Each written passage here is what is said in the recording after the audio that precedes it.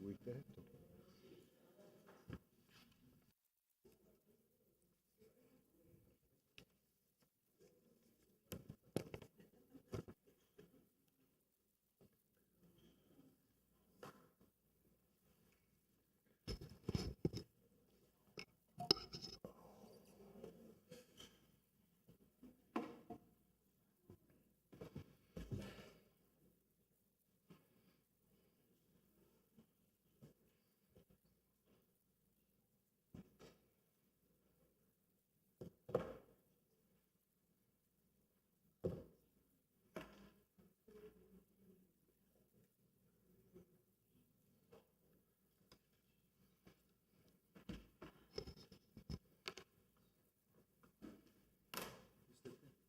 Good morning.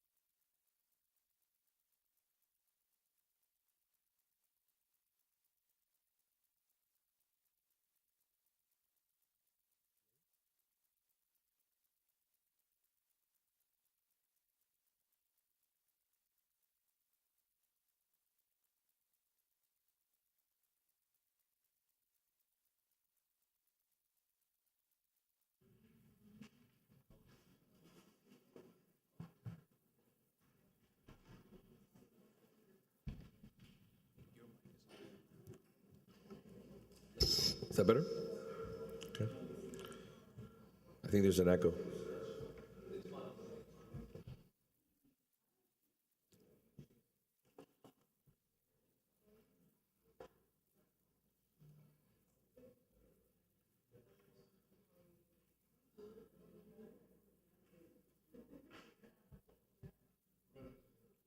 Perfect. Good morning. I'd like to welcome everybody to the Tuesday, May 6, 2025 Special Commission meeting at 9 a.m. I'd like to ask Commissioner Lara to please lead us in the Pledge of Allegiance.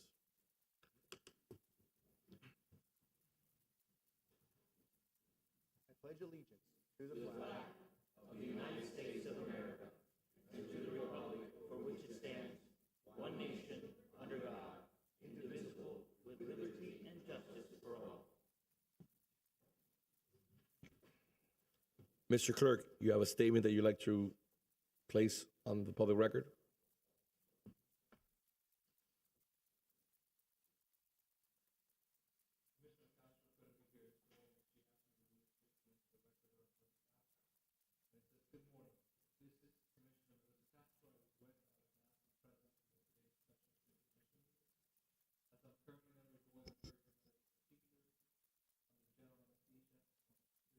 Unable to participate.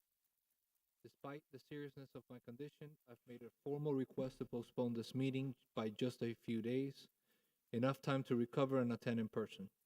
That request was denied by the mayor, even though this meeting was not part of our originally scheduled calendar, and there is no real urgency that justified moving forward without full commission participation. My first responsibility is to safeguard my health so I can continue serving this community effectively. But it is equally important that the residents who elected me have their voice at the table. By proceeding today, this body is depriving Coral Gables of a complete discussion and the balanced deliberation our constituents deserve. Every decision I make is guided by what is in the city's best interest. Preventing an elected commissioner from attending does the opposite. Mayor Lago, I hope this statement serves as a reminder that transparency, respect, and inclusion are not optional. They are the foundation of good governance. I remain committed to returning as soon as I am medically able and to ensuring that the people of Coral Gables are represented with integrity and vigor in every decision that affects their lives. Thank you. Thank you, Mr. Clerk. I'd like to send our best wishes to the commissioner, but also remind her the same situation happened in August of 2024 when I requested to move a meeting that was not on our schedule, which was a additional budget hearing that was required. I was out of town. I made a request. This commission did not grant me the ability to be here, the first time I had missed a meeting in 12 years. Moving forward, thank you very much. Godspeed. I wish her health, and we look forward to having her back. Before, if I may, let me just continue with the meeting, and then we'll address the issue. Point of order has to be addressed first, correct, Madam City Attorney? Yes, Commissioner. So, the August meeting, the reason that there was no time to move it is we had a deadline that we had to set a ceiling for the millage rate. The change request came in at the last minute, and it was a meeting that you had asked to put on the calendar. It wasn't a meeting that anybody else in the commission had asked for.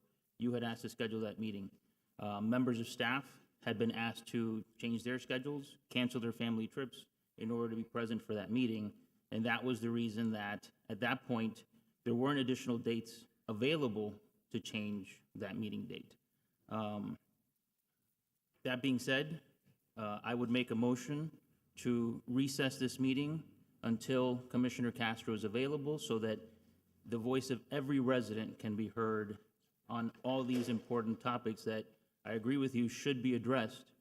I would just ask for a recess until Commissioner Castro is not under a knife in an operating room and is available to be here in person, voicing the residents' concerns.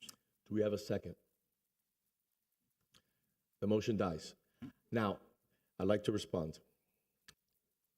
We had multiple days and opportunities where that meeting could have been changed that I requested. Again, the change was not granted to ensure that I would not be at the meeting, because that would force me to relinquish the gavel and not be at the meeting. Even though I did attend the meeting via Zoom, it was a difficult situation. Moving on, for the record, welcome. I'd like to thank everyone for being here, and welcome Commissioner Lara for being at his first commission meeting. I'm going to ask everyone before we commence in regards to public comment who come up to state their name and address for the record. You will have 3 minutes to share your thoughts with the commission and this community. As a reminder, these comments are limited to those items on the agenda or within the scope of the city's commission's jurisdiction. If you wish to speak on an item that is on the agenda right now, please remember that you will not be given an additional opportunity to speak again once the item is called. All comments should be directed to the commission as a whole. It's a key. All comments should be directed to the commission as a whole, not to an individual commissioner or staff member. When the 3 minutes is up, the timer will beep. I will ask you to please wrap up your sentence and leave the podium when you're done speaking. Mr. Clerk, Yes, Mr. Mayor. let's commence with public comment. First speaker is Jackson Rip Holmes. Mr. Holmes, good morning.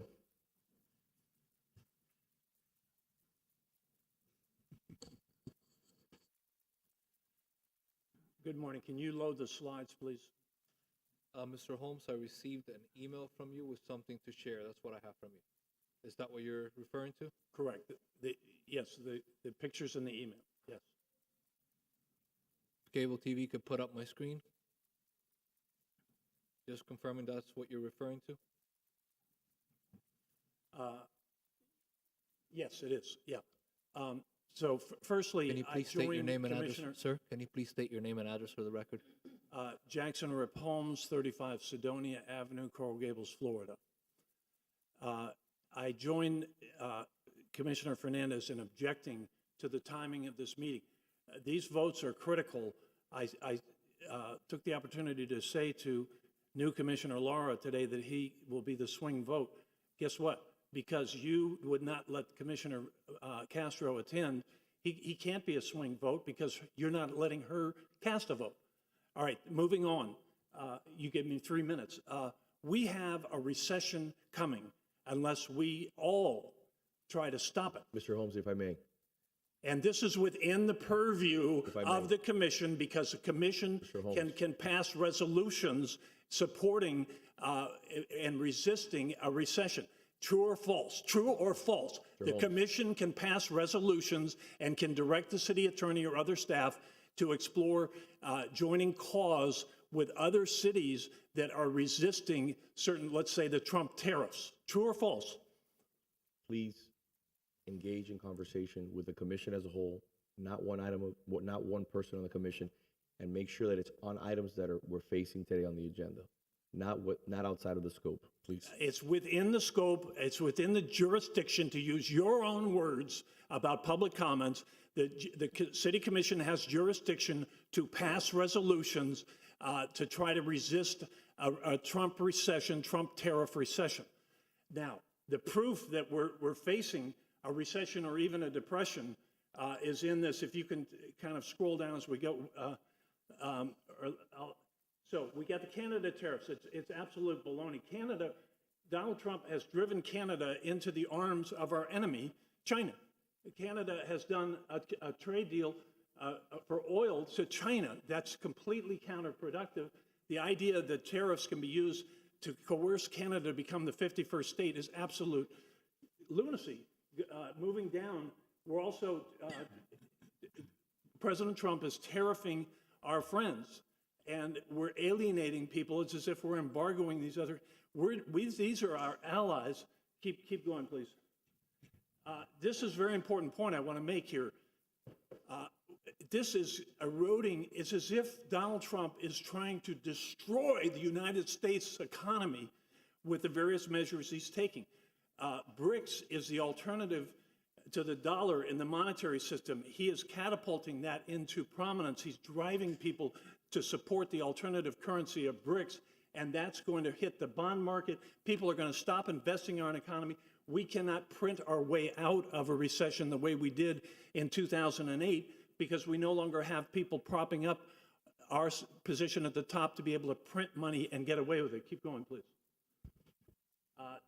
Donald Trump is hurting the developers. It's unbelievable. It's his own profession. He wants to privatize Fannie Mae and Freddie Mac, which he knows because he's a developer. You don't do developments without loans. And he's saying, we're tanking the loans. If we privatize Fannie Mae and Freddie Mac, no one will be able to rely on their mortgage because the U.S. Treasury won't stand behind it. This could throw us alone into a depression. Mr. Holmes, please finish your sentence. Thank you. You have 10 the seconds. city has an interest in this. The city depends on a lot of grants that are given. I think you would affirm that, the people that have been here. And these grants are now all in doubt because of this. The city needs to protect us from a recession. Thank you very much. Next speaker, please. Ms. Marie Cruz.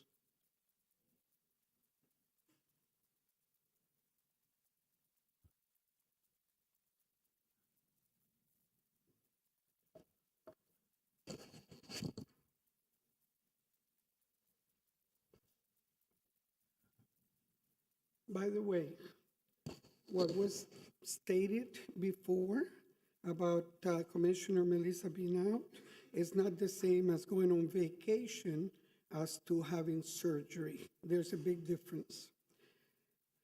Mrs. Maria Cruz, 1447 Miller Road, since 1976.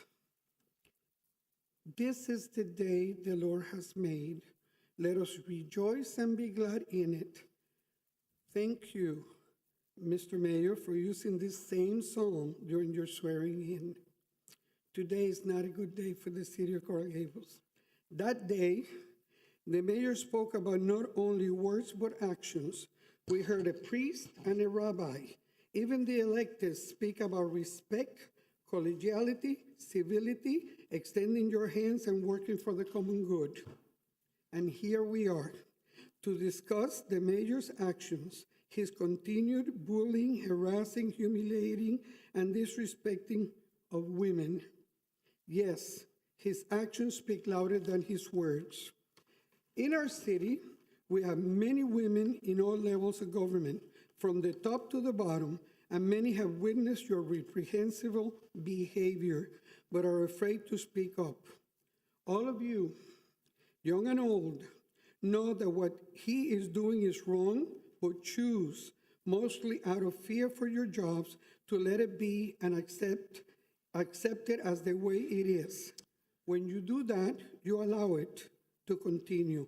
Please don't. Madam City Attorney, if Think I of may. your mothers, sisters, daughters, even yourselves. Know that you're not alone, and that all of us together can and will put an end to this.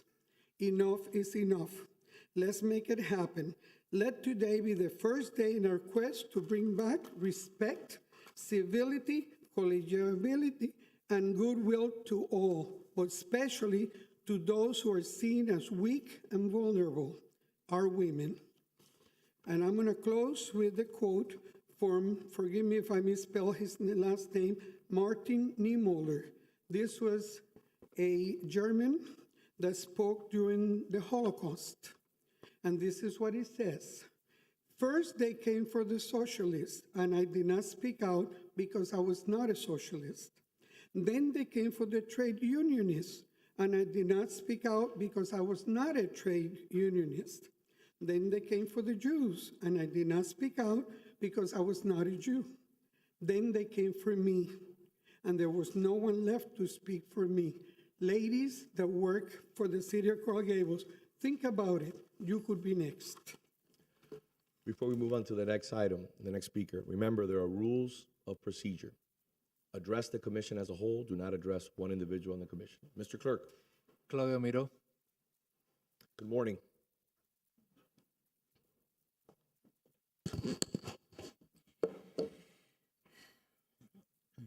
Good morning, Mayor Lago, commissioners, and fellow residents. For the record, my name is Claudia Miro. I've had the honor of running for office in this city twice. And while I did not win, I had the privilege of knocking on thousands of doors and firsthand speaking to thousands of neighbors across Coral Gables. What I heard time and time again was outrage. Outrage over the raises that this body voted to give itself, and a deep concern over the erosion of transparency and trust in our local government. Let me be clear. Just because you can do something with a 3/5 majority does not mean you should. That is still true today. Power used without principle is an abuse, and that is exactly how many in our community viewed the decision to increase commission salaries, done not through public input or careful deliberation, but through a rushed and self-serving vote. That action and others like it, including the lack of process in hiring and firing a city manager and the increasing disregard for Robert's Rules of Order even today, have damaged public confidence. Any action that erodes public trust is by definition bad governance. The voters made their voices heard. Mayor Lago was reelected with nearly 56% of the vote. Vice Mayor Anderson with nearly 59% of the vote. And then Commissioner Lara with nearly 56% of the vote. As a woman, I'm proud that you received the most amount of votes, Vice Mayor. These numbers are not close. They are a clear mandate, a message from the people demanding accountability, civility, and a return to order. And let me tell you what else I heard from residents. They're tired. Tired of infighting, tired of leaders playing the victim, tired of cheap shots and political theater. People don't want drama. They want dignified leadership. They want results. And that's why I stand here today hopeful. Hopeful that under Mayor Lago's leadership, this commission will course correct. Hopeful that new voices will learn quickly from past mistakes, whether made from inexperience or misplaced ambition, and that we can focus on restoring integrity to this chamber. Just last night, I received an email from the Coral Gables Neighborhood Association, CG&A, titled, "Let the Games Begin." Let me be clear. Returning salaries to prior levels is not a game. It is not a punishment. It is a necessary step to correct a decision made in disregard of the public will. Reducing salaries to $1 is a just measure because commissioners have already consumed in just 2 years the full salary or close to it amount that they would have expected over a 4-year term. That is the salary they signed up for when they chose to run, and anything more violates the trust of the electorate. Labeling it a game is exactly the kind of divisiveness the city. Yes. Finish your sentence, please. Yes, thank you. Labeling a game is exactly the kind of device it is our city does not need, and the voters are watching. They've already spoken once, and they will do it again. And anyone who speaks, who chooses discord, division, and diverges from the will of the people will be held accountable at the polls. And lastly, as budget season approaches, I look forward to seeing what this commission and hopefully a new responsible majority will do to bring Coral Gables back on track. Please, let's move forward with civility, integrity, and inclusion. Thank you. Very much. Mr. Clerk. That's it, Mr. Mayor. Perfect. Thank you very much. Moving on to the first item at hand. Madam City Attorney, please read the title.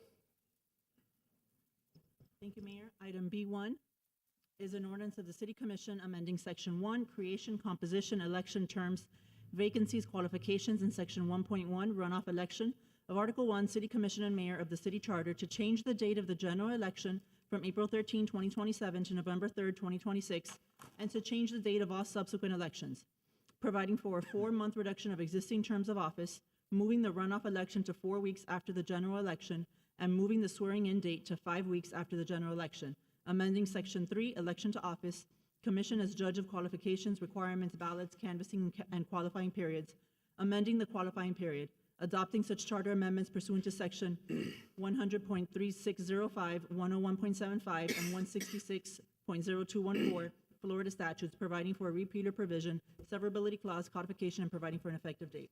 The Deputy City Attorney can present. the Thank item. you. Madam City Attorney. Thank you, Mr. Mayor, Vice Mayor, members of the Commission, Stephanie Throckmorton, Deputy City Attorney.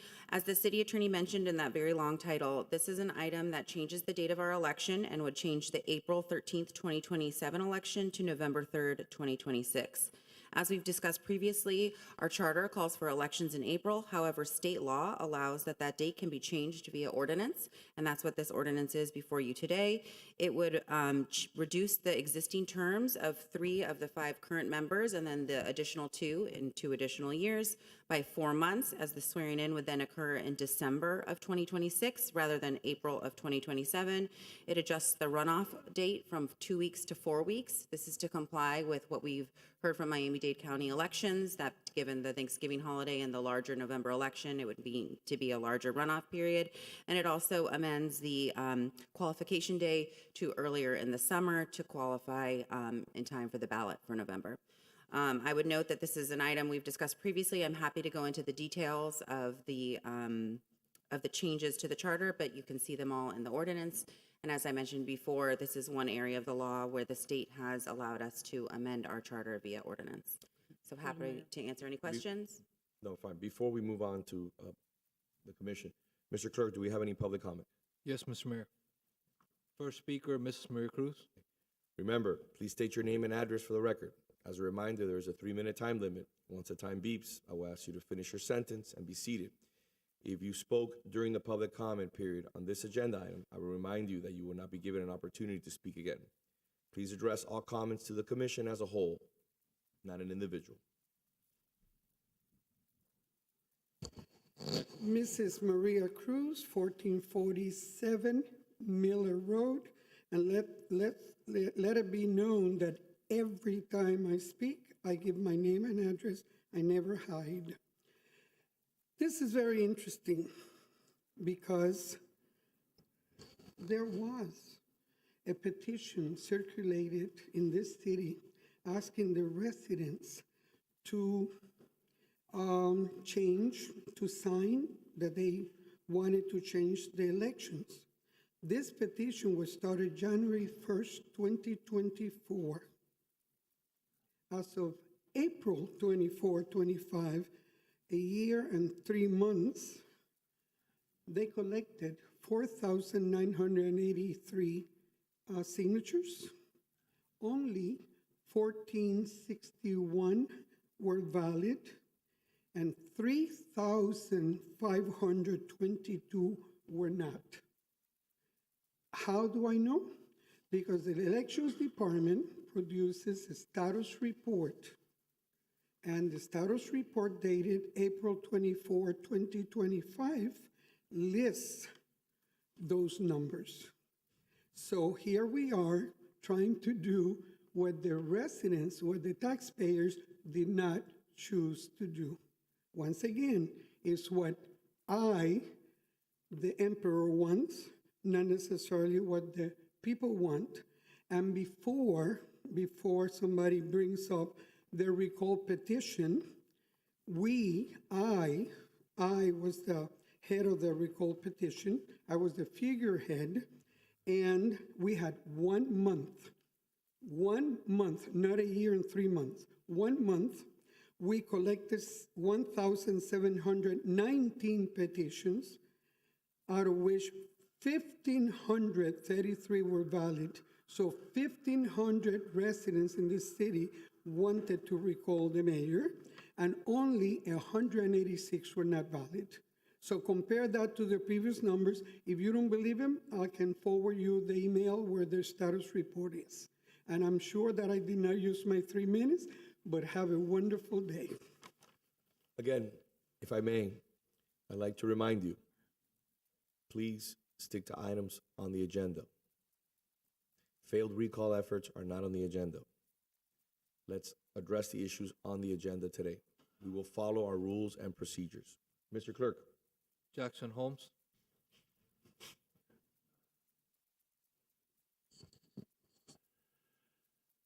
Okay, first of all, I think we should have not had this meeting rushed. This is a very important item, and people have not even really gotten full notice, nor the ability to study the items, myself included. As to the issue of when is the election, people can deny this all they want, but the real motive that was behind switching this from April to November is to let money, developer money, control the outcome. And so the developers in a November election know that people are not going to be paying that close of attention. They're going to be paying attention to who they vote for president, for senator, for governor, and the votes in the city races will be an afterthought, heavily influenced by how much they've seen the name recognition generated by developers as opposed to local candidates knocking on doors. So that's what this whole thing is about. It's developers buying City Hall. I haven't had a chance to fully study the legal ramifications. I think Maria Cruz's comments were right. If this is so legal to do it this way, instead of by petition, instead of requiring a vote of the voters, then how come you sought a vote of, you circulated a petition to begin with? The petition is relevant because it shows that there's a competing interpretation of the law. And given the consequence of this, I will support litigation if it's appropriate, but I haven't had time to thoroughly study it, to stop this effort, this item. Thank you. Thank you. Mr. Claudia Clerk. Miro. Good morning. Good morning again, Claudia Miro, residing at 343 Majorca Avenue, 33134, Coral Gables. I wasn't planning on speaking on this issue, but I think that it's important because as someone who worked in Tallahassee for so many years, you know that it takes years to get a bill passed. Here we enjoy the instant gratification of getting things passed right away. But in Tallahassee, it takes 1 year after another. And I don't think this is an issue that we should continue to discuss and fight over at a city level because it's being addressed at the state level. There is a bill in Tallahassee, and it's Senate Bill 1416.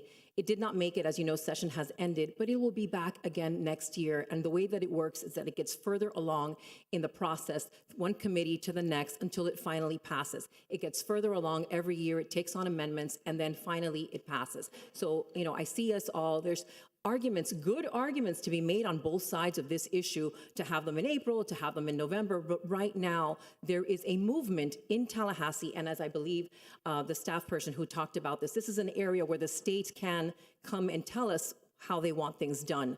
So that's exactly what they're doing right now. There is a movement across the entire state of Florida that it expands much further than our city of Coral Gables to move all municipal elections to November. So I just kind of wanted to say that because I think there's a lot of people who really don't know that this is going on, and us, titting and tatting about it, all about it, when it's going to happen anyway, and it's in the process of happening right now. So I just wanted to kind of bring that to the public forefront, and thank you very much for entertaining my comments. Thank you very much. Mr. Clerk? That's it, Mr. Mayor. All right. I'll entertain a motion. I'll move this, and thank you, Mayor. I'd like to make some comments when the time's appropriate. If we have a second, we can proceed to comment. Is there a second? A second. Now is the time for discussion amongst the commission. You want you have Mr. something to Chair, add? yeah, I just wanted to clarify one item I neglected to mention earlier, that this does have a whereas clause that should this ordinance be adopted by the city commission, the city also wishes to send a question to the electors of the city for affirmation of this change during a special election to be held at a later date as determined by the city commission. And I apologize for not And mentioning that we can earlier. talk about that during the discussion. Madam Vice Mayor? And I want to thank you, Mayor, for bringing this item back. This is something I brought approximately 2 years ago, and during this past election, it was one of my platform issues to move the elections to November to increase voter turnout, increase voter participation, so that we make it easier for people to vote and don't do what has been done in some municipalities, and that is try to reduce voter turnout in order to make sure that incumbents get reelected. This is something that our state representative felt very strongly about. I think the voters have spoken by choosing the individuals that they have reelected and elected in Commissioner Laura into the seat, that this is a consistent issue amongst all three of us. So I also brought this issue before the Florida League of Cities to try to have consensus among all cities in the state of Florida. Not all cities are the same. This is a large city where we have a lot of people involved. We're not a snowbird city anymore. And some of those tiny towns in the middle of the state of Florida do have snowbird type cities where it's better to have the elections during other times a year other than in November. So we're not burdened by that aspect of it. And if you look historically at the political divide on when elections are, and it's typically incumbents who want to have these off-season elections, again, to ensure that they get reelected by the same pool of people who elected them in the first place. I think the voters have spoken loudly in this election and support this idea, this measure to move the elections to November. Thank you, Madam Vice Mayor. Mr. Mayor, if I may. Commissioner Lara? Thank you. Auspicious moment. It's my first time speaking at the commission meeting, so thank you for giving me the privilege to speak at this point.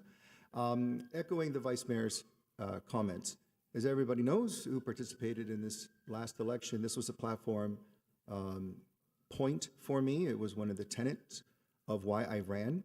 And for the thousands of homes that I knocked on over the last year and a half, this was not only a point that I made perfectly clear, but the residents also made perfectly clear back to me that they wanted to have greater voice, greater representation.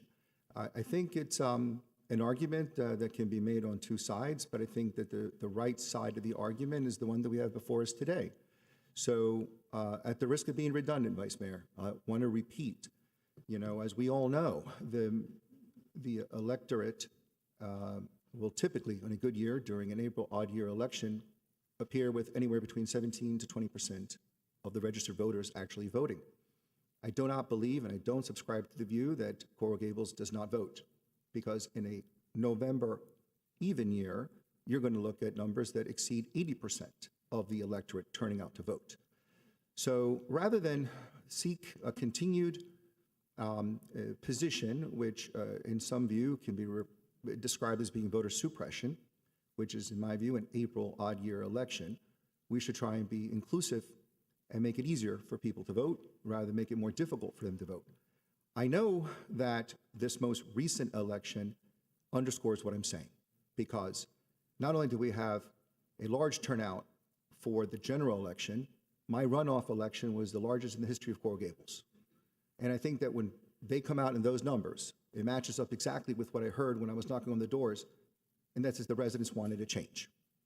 And that is one of the promises and the commitments that I made, and that will be one of the promises and commitments today that I will deliver.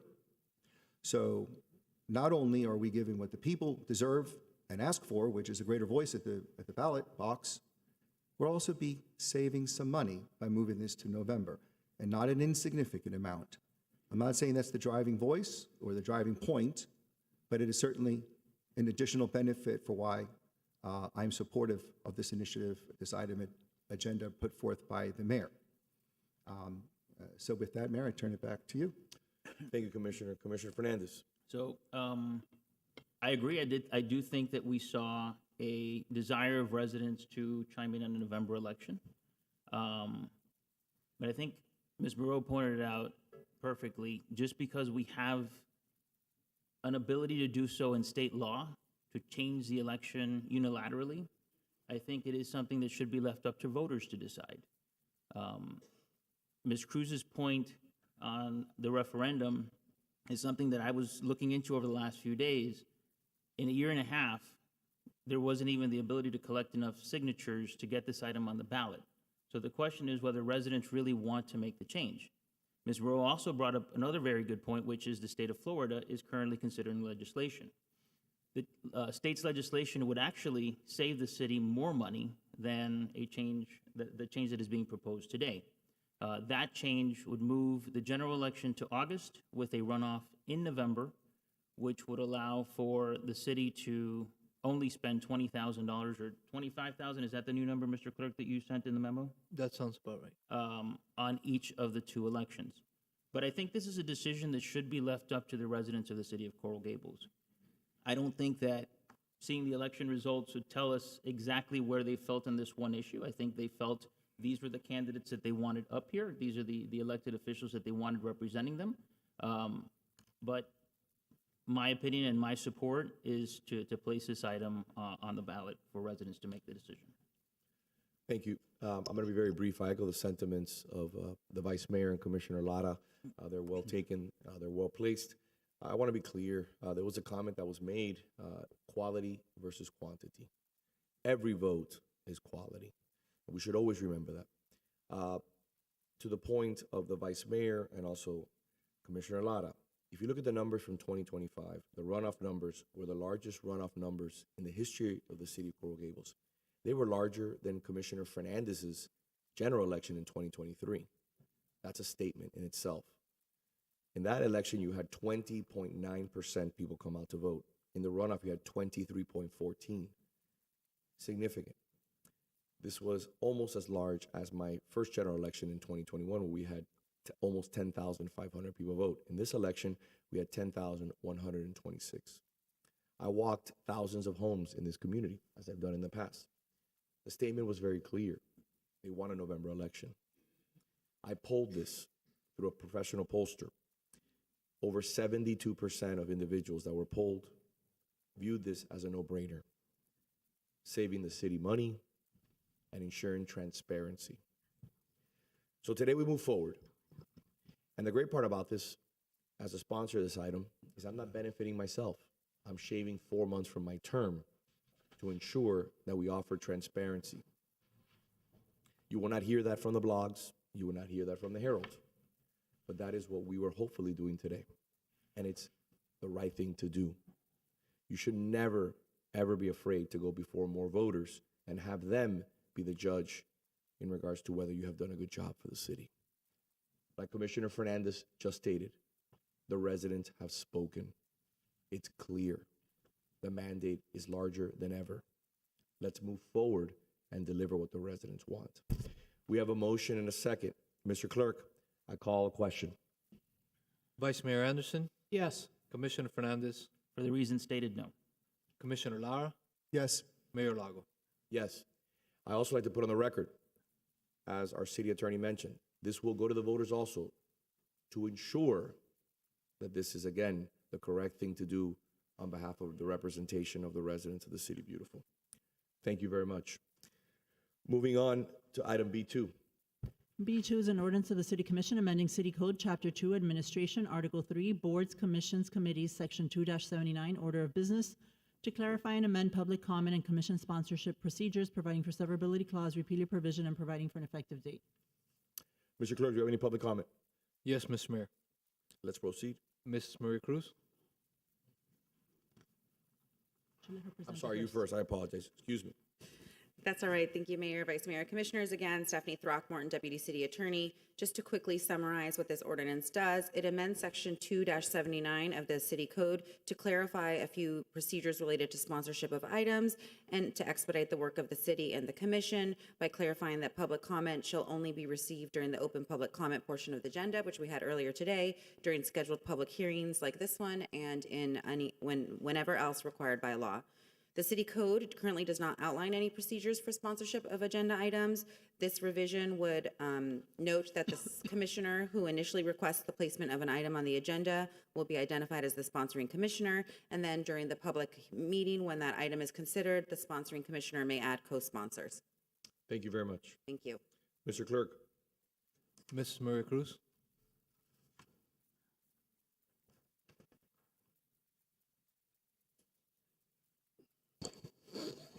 Once again, Mrs. Maria Cruz, 1447 Miller Road. This is almost deja vu, because when I read this, I remember vividly how this came about. And at the point that this came about, there was only one person sitting in the commission who pushed for the ability to residents to speak whenever they wanted to speak. That was what was requested. That's what went through. And it's interesting because it was done for transparency, because we wanted to hear what the people had to say. And now, what some people are calling the Maria Cruz resolution or ordinance or whatever you call it, is to keep the people from saying what they think and only apply what the law requires. So if the law doesn't require it, the residents would not be able to speak. Good job, Mr. Mayor. Mr. Clerk. Jackson Holmes?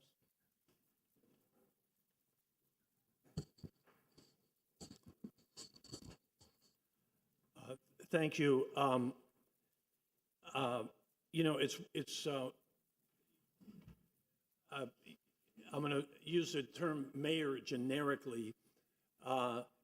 It's really unfortunate that our mayor spearheaded robust public comment and advanced the cause of democracy, and yet I think the mayor is sponsoring this limitation of public comment, which is, I really actually don't understand it. Now, there is a 3-2 majority. By the way, I think the 3-2 majority, I don't, was bought, okay? It was bought with, some of you are lawyers.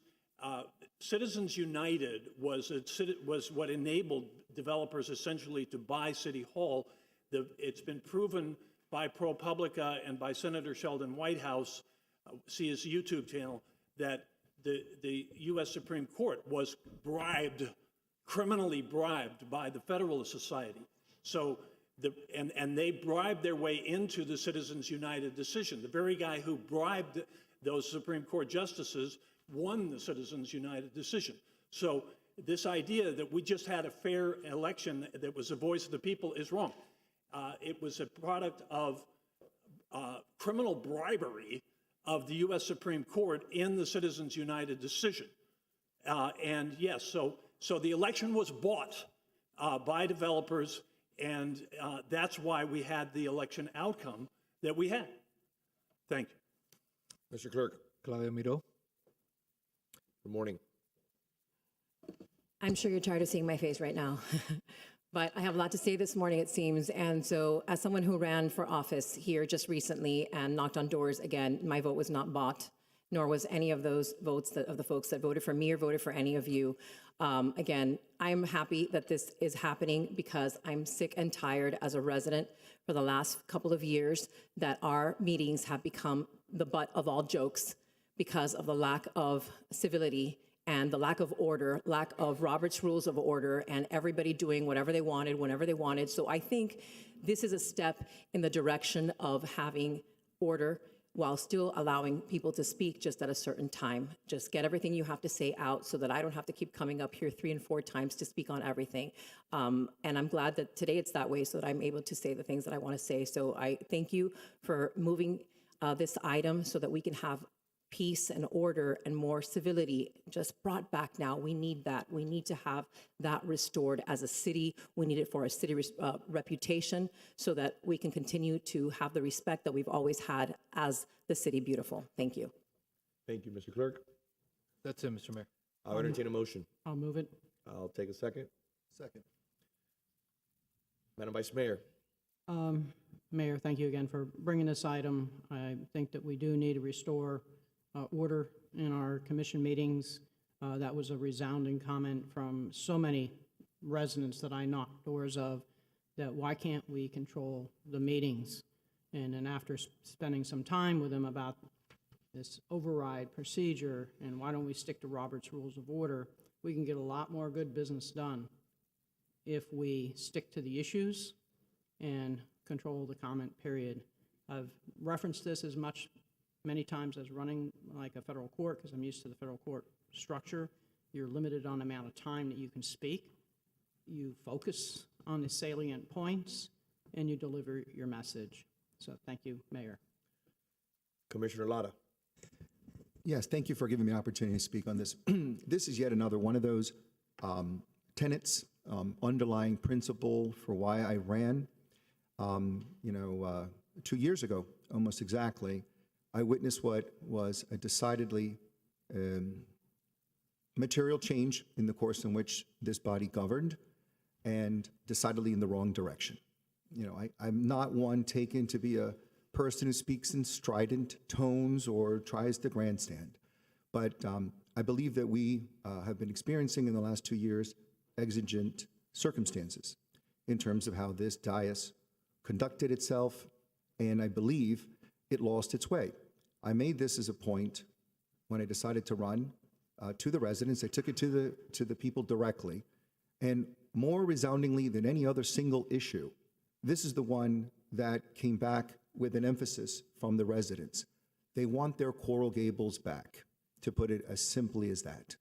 And it starts with the way it governs itself. This sacred, this respected body needs to find its way back. And so I took it upon myself to support each and every one of us here on the dais to do so. I believe, Mr. Mayor, that this particular item agenda is a major step in the right direction to try and ensure that we not only give the residents an opportunity to be heard, because certainly that is not what is going on here, to curtail or limit the ability for the public to express its commentary, but rather to do so in an orderly, a respectful, efficient manner so that we can go about the business of the residents at the dais. So as the Vice Mayor noted, she's been forged in the kiln of litigation, as so have I as a lawyer for over 25 years litigating, and we've been trained, right, that in order to get our message across, we need to be supported with facts, we need to make the issues clear, and we need to state it within the time that the rules allow. And it has worked brilliantly for time immemorial. So I don't think it's even close to being a controversial item today. I will end by saying this is yet another one of those promises on the campaign that I made, and this will be another one that I deliver. Commissioner Fernandez. Thank you. So I think there's 2 parts to this. The clerk had actually spoken to me about the sponsorship of items several times, his concern about co-sponsoring of items and how that could be seen as a violation of the Sunshine Law, because then we're sponsoring items that we technically haven't gotten information on. So I have absolutely no issues with that portion of this legislation. I do believe that silencing residents or not allowing public comment on items of importance is not a direction that I can support. Last commission, about 2 years ago now, we worked on legislation to allow that public comment with the Vice Mayor to ensure that residents had the opportunity to speak and that if members of the commission were bringing up an item that they believed public comment should be allowed for, it would be allowed by the sponsor of that item. I also believe you are absolutely correct, Commissioner Lara and Vice Mayor. I think time constraints are important to keep. We have had public comments that have gone on for 17 minutes, 10 minutes, and that definitely should not be taking place. But I think we should also consider going forward time constraints also on the time that we as members of the commission speak on these issues. Because a lot of times you go back and watch commission meetings, we are just going over and rehashing the same points over and over and over again. Municipalities like the town of Miami Lakes have a 3-minute limit on the sponsor of an item, 2 minutes for each member of the council, and then 1 minute of rebuttal for the sponsor. That way the meetings flow. One of the biggest complaints that we've heard from residents, and we've heard it here at commission meetings, we've heard it out on the campaign trail, is I have an item on the agenda and I'm watching the meeting for 5, 6, 8 hours waiting for my agenda item to come up. So that's something that we should also consider. So again, I'm 100% supportive of the sponsorship of items on the agenda, but I cannot support anything that would hinder the ability of residents to voice their opinions during commission meetings. Thank you. Madam City Attorney, as our attorney, are we chilling public comment? Are we doing anything different than the city of Miami, Miami-Dade County, Doral, Miami Beach, and other municipalities in Miami-Dade County which employ the same exact rules and procedures? Mayor, the open public comment period remains, and so anyone who wishes to speak on any item on the agenda can do so during the public comment period at the beginning of each meeting. And so that is always, that opportunity to speak and be heard is always there. We need to be very thoughtful, and moving forward, we will be, in one form or another, to stop the spread of misinformation. What I've heard from people walking door to door is they come to meetings and they have not been able to speak as a result of the pontification that continues by certain members of the commission and the community. We will not chill speech. We will be thorough and to the point. All other cities in Miami-Dade County employ the same rules. This should be done to ensure collegiality and respect for the body.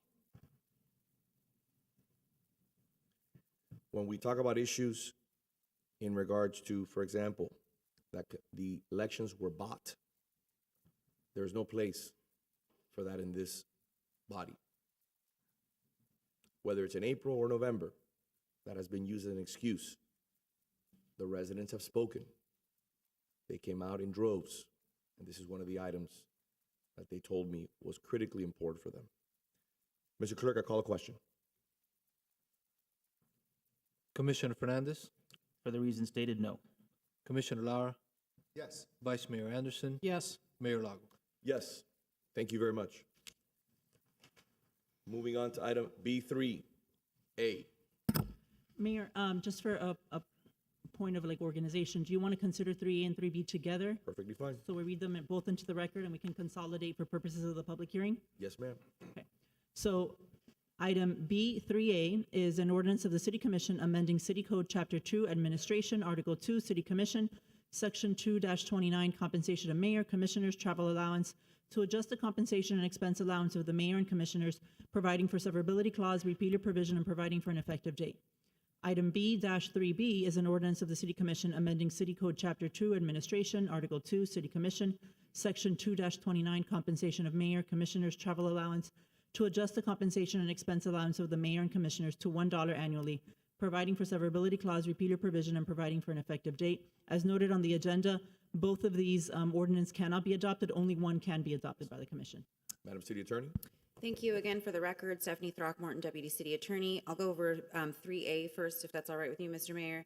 So 3A adjusts the compensation back to that level at the end of the 2022-2023 fiscal year, with those included CPI increases that are set forth in the current code provisions. So the amounts are detailed in the ordinance itself. It also adjusts the expense allowance back to that amount at the end of the 2022-2023 fiscal year, and it eliminates the car allowance, which was added in the 2023-2024 fiscal year. So that's item 3A. Item 3B as the city attorney mentioned in the title, adjusts the compensation to $1 annually until October 1st, 2026, when it will revert to that fiscal year 22-23 amount with any CPI increases as set forth in the ordinance. It reduces the expense allowance to $1 annually, and then it eliminates the same car allowance that was added in 2023. That expense allowance will also go back to the 2022-2023 levels in 2026. So apologies for all those numbers, but I'm happy to answer any questions about those two items. Mr. Clerk, Yes, Mr. Mayor, I have members of the public requesting to speak on this item. First Please speaker, proceed. Mrs. Maria Cruz. good morning. Thank you, Madam City Attorney.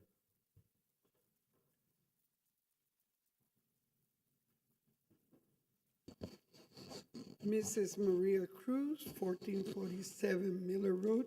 I thought it was required to say your name and address every time you spoke. So I guess I was wrong. Maybe it's only need to be done once, because not everybody's following the order as established. This is very interesting. And once again, I'm going to put on the record that we did have a referendum petition, and we did have signatures collected for over a year, actually almost a year and a half. They collected 7,718 signatures. Only 2,103 were valid. Thrown out for not being valid, 5,615. So here we go again, and I'm dealing with B3 and B2, what is it, 3A and 3B, because it's important for people to know that we're pushing what the people did not sign for. We're doing what we, some of the people sitting on the dais, think is important, even though they've been collecting the money, even though they said that they were going to give it to charity, but they cannot produce that information when requested. So some hypocrisy here. Thank you. Again, I remind everyone, please provide your name and your address. Do not insult anyone on the dais. We will be professional. We will conduct ourselves like the city of Coral Gables. Mr. Clerk. Jackson Holmes. Good morning. Good morning. Reverting back to the last thing, what I didn't say well, but what I was trying to communicate about buying elections is that the money provided by developers to their favorite candidates paid for the communications, which ended up controlling what information voters got, because the people who were not financed by developers did not have the money to get their word out. Now, fortunately, the Coral Gables Gazette has reactivated. So far, they've shown the courage to stay active, and we can get what we, my side, considers the truth out, as opposed to the message which won the election because there was no Coral Gables Gazette to set the record straight. Money does influence elections. It influenced the last election. So anyways, on this item, again, I think we get back into the influence of money. The reason that these salaries were raised to begin with was to make commissioners independent of money from developers. It's the same principle as publicly financed elections. When people can get taxpayer money to, if they reach a certain threshold to run their campaigns, then they're free of influence by lobbyists. And I don't understand why this vindictive thing to just give $1 for the next year and a half is being undertaken. It's beneath the proponent. The mayor has a pretty good reputation. He may run for higher office. Why poison the water? Why invite Joe Carollo politics into this? We should be doing things in a highbrow way. Thank you. Thank you. Mr. Clerk? That's it, Mr. Mayor. All right. Madam Vice Mayor? I would like to move 3A, but have an opportunity to speak on 3B after we have a second on the motion. I'll second. Commissioner Lara? I'll second on 3A. But would like comment on 3B. So was there a motion and a second? I seconded. We got 2 seconds. Commissioner Ariel Fernandez? Would you like to speak? No, the Vice Mayor was just waiting for the second. Yeah, I was just waiting for the second. So I did read Robert's Let's rules. make sure that we speak through the mayor. Madam Vice Mayor? So I already indicated I'm supportive of 3A, but on 3B, Mayor, you bring a very valid point. And because this body had received without transparent means, and this is one of those election issues that residents were upset with how it was done. Lack of transparency, a doubling of salaries, and receipt of expense monies without the requirement of keeping any receipts whatsoever, okay? And a car allowance that was not required to be used for a vehicle. 3B, I think, is a very valid point to bring to the voters. Should our salaries be $1, or should they be at another level? This is something I think that we need to continue to have a discussion about and determine whether or not we should put this item to the voters in November. Thank you. Commissioner Fernandez? So I put out a statement a couple of weeks ago regarding this issue. I too have heard from residents over the last year about this issue. When this issue first came up, there were only 2 residents who spoke out against it. We had numerous residents who came into this chamber, spoke on Zoom in favor of the compensation changes. One of the main issues that was brought up was it opened up the opportunity for more members of the public, regular residents, to participate in the process and be part of this commission. The concern that others have brought to my attention since then is a lower compensation provides an opening for deals that members of the commission would have to do in order to receive compensation.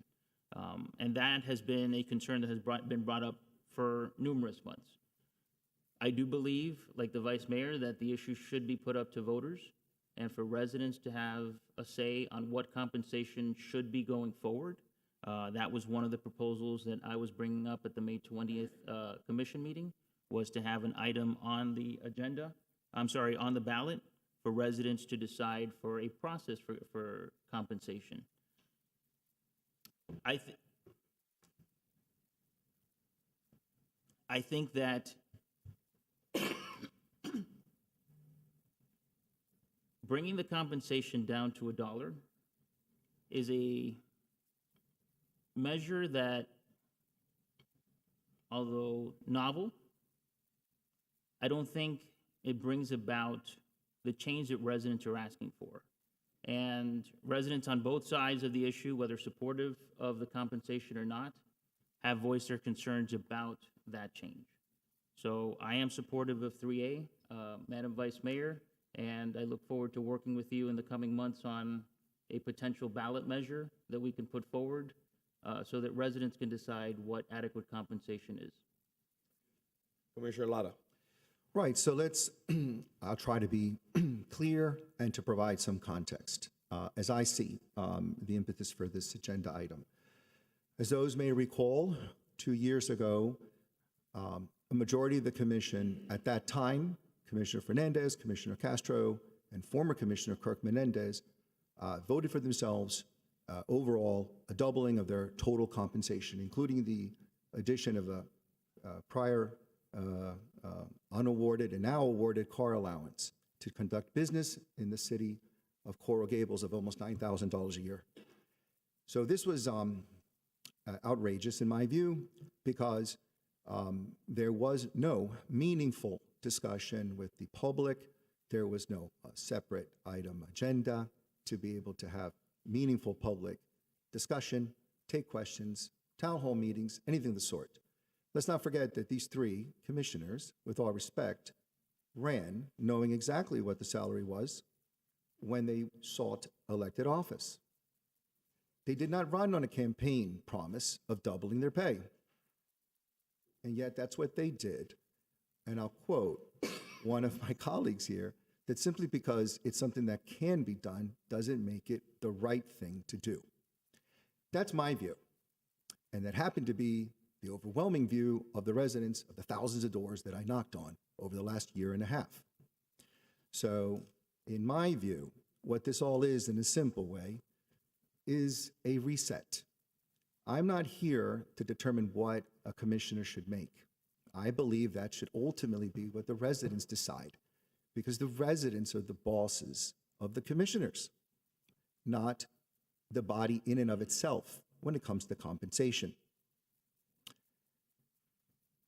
What the salary was during the 2022-2023 period is what I believe ethically and morally, and also what the people believe it should be.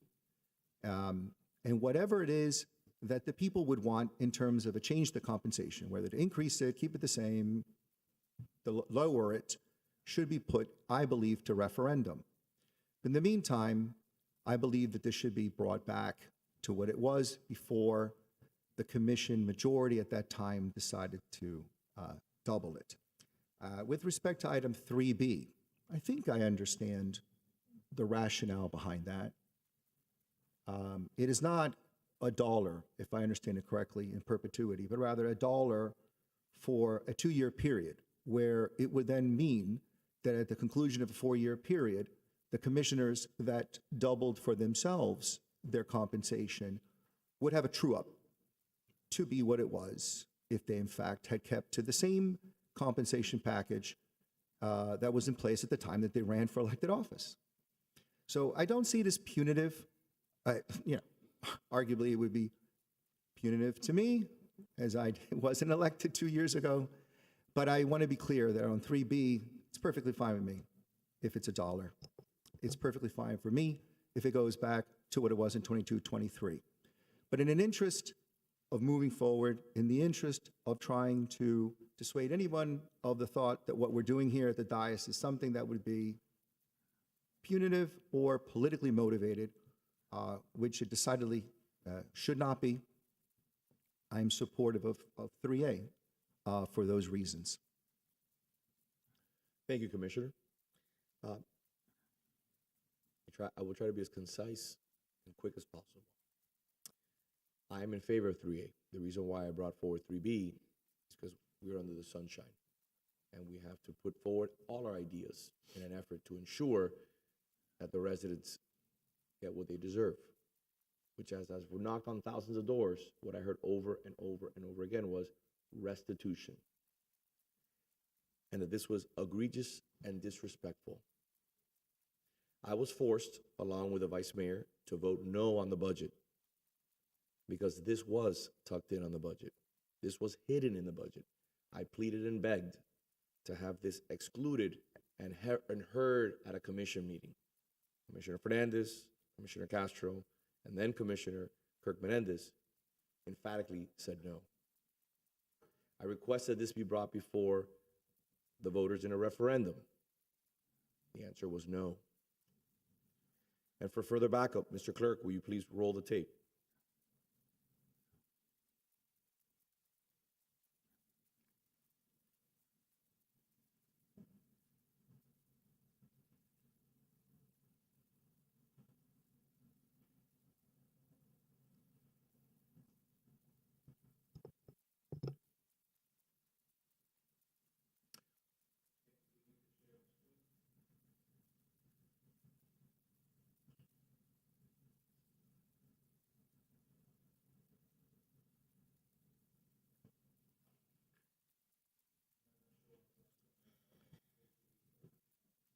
My point is simple.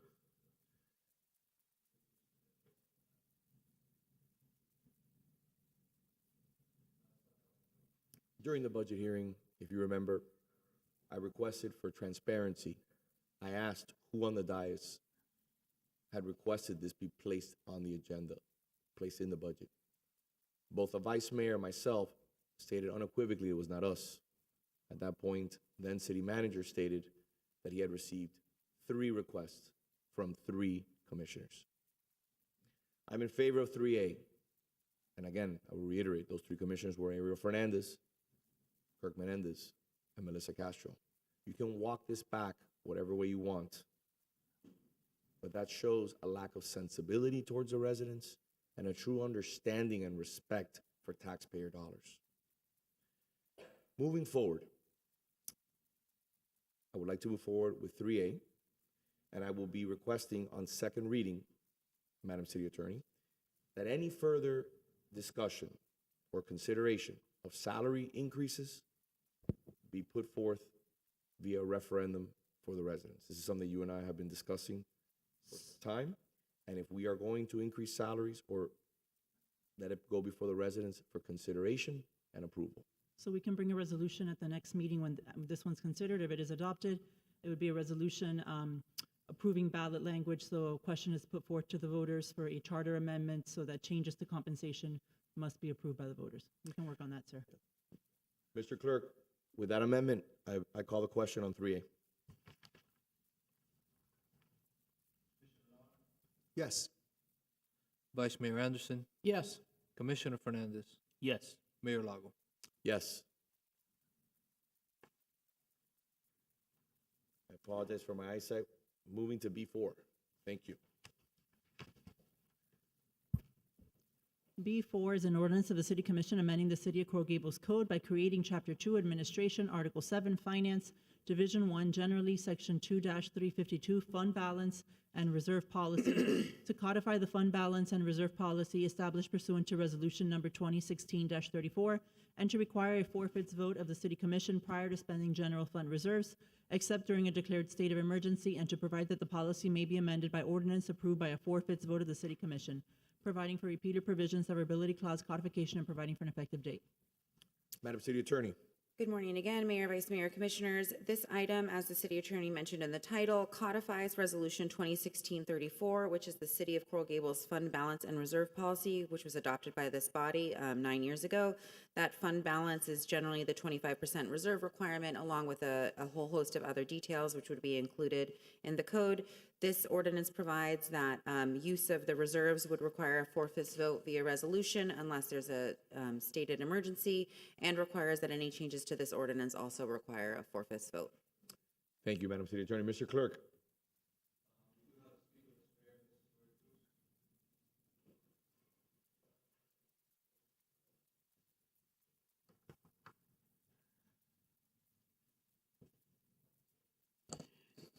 Mrs. Maria Cruz, 1447 Miller Road.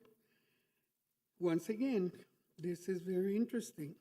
Petition was opened January 1st, 2024. As of 4/24/25, 5,884 signatures were collected. The only valid signatures were 796. So there was 3,522 that were not certifiable. We talk about people speaking. I think it's clearly here that the people spoke. 796 out of 5,884. We only talk about people speaking when it's convenient. We assume that people spoke because of whatever, but they had an opportunity over a year to speak, and they chose not to. So once again, what the emperor wants, the emperor gets. Mr. Clerk. I'll entertain a motion. I'll move it. I do have some alternative ballot language for discussion purposes. Again, this is something that we tried to do previously and had to fight back from spending our reserves. It was definitely an item I discussed with thousands of people when I knocked the doors, that they don't want our reserves, which are for special emergency matters when we have hurricanes, to be able to do a cleanup. to be used for other purposes, that we need to balance our budget. Can I get a second? Second. Now let's have discussion. Anything further, Madam Vice Mayor? Actually, it's on the Inspector General. I was No confused. worries. I got the, It's all good. It's all good. No worries. You have anything you'd like to mention here on this item? no. Just Commissioner Lara? mine is moving. I'll be brief. I think it's a no-brainer. You know, we have to protect our reserves. It would require exigent circumstances and a supermajority. I think that makes all the sense in the world. Commissioner Fernandez? So, I think the reserves are something that has been solid for this city for many years.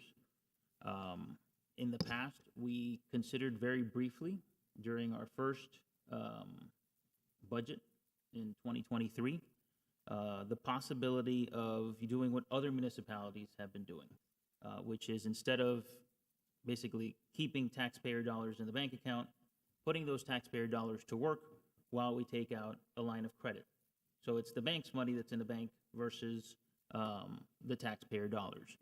I believe that a 4/5 majority vote to remove money from the reserves takes the power away from the residents. So I would not be supportive of that. And I think that the money in the reserves should be maintained in the reserves. I agree with that policy, unless we're able to find a way, like other municipalities have, in order to put that money to use on capital projects that have been failing for years, and to address the needs of residents. How did we get here? Mr. Clerk, can you roll the clip? I will ask Cable TV to please share my screen. The model that this follows is something done. And if they can turn up the volume. Let's start again, Was Miami Lake. please. Miami Lake, how do we get here? They don't seem to be playing loud enough, Mr. Mayor. It's not nice. Where's this magic money coming from? But it's essentially Commissioner Fernandez saying what he just said, which is about You mentioned last commission meeting. tapping into the reserves at 20% and going for an equity line of credit. Correct. So let me advise you how reckless this is as a business owner in the private sector, which my colleague Commissioner Fernandez is not. We have, since I've worked as your commissioner, as your vice mayor, and as your mayor for 12 years, we have doubled our reserves. When I started, we had a double-rated city. With the leadership of my colleagues on the commission, through Mayor Kaysen, Mayor Valdez-Fowley, and my fellow colleagues on the commission, we were able to get a triple bond rating, one of 3 cities in the state of Florida. What does that allow us to do? That allows us to borrow at a much cheaper rate when we're doing projects. Case in point, the public safety building, parking garages, renovations. That is the point of having a triple bond rating. Speak to any finance professional that will tell you, if you tap into the reserves, it shows financial weakness and it puts us at risk. Number one. Number two, Commissioner Fernandez also mentioned in the past, I was hoping we'd be able to see it all, that we should stop underfunding the pension the way we've been funding it. When I started, our pension was funded to the tune of 51%. Now we're almost at 80%. That has taken significant belt tightening and putting a 13 check of over $9 million last year, which we could buy a lot of projects and a lot of goodwill with. But the appropriate thing, and the fiduciary in me and the responsible business person in me, requires that we do what's right by our employees and by our residents. Let me also remind you, which I did on the record, when Commissioner Fernandez spoke about this. On our last hurricane, why were we the first ones to be cleaned up? Why were we the first ones out of the starting blocks in the position that we're in? We used money from our reserves. We did not have to go to the banks and get a credit line. We waited 6 to 7 years, as our finance director will tell you, to get paid back from the state of Florida. These are facts. You can't spin them in. Can't spin it. Okay? Getting a line of credit and spending the reserves is one of the most foolishly ridiculous things I've ever heard in my life. Understand that right now, as a result of the money that we have in our reserves, we're making close to $3 million a year. If you were to spend that money on capital projects, which I've always said is you should budget for capital projects over a 4 or 5 year period. You should not, under any circumstances, feel the need to spend this money that is in reserves. Just budget for projects. And if you can't do a project, then figure out a way to do it next year. But you should never, ever spend your reserves. Never. The $2.5 to $3 million that we make a year is money that we use for capital projects, and that money is on interest on our reserves. If we were to use our reserves and go to the credit markets, right now our interest rates would be 7 to 8%. Think about how much money we'd be spending. So this is the type of reckless behavior why I'm bringing forward this piece of legislation. We need to protect our city. We need to do things the right way. This was never even brought up, even considered in my first 10 years in public office. This should never, ever be brought up. We should have pride in being fiduciaries. We should take careful consideration when talking about the taxpayers' money, the voters' money, the residents' money. Mr. Clerk, I call a question. Vice Mayor Anderson, Yes. Commissioner Fernandez, No. Commissioner Lara, Yes. Mayor Lago. Yes. Moving on to item B5.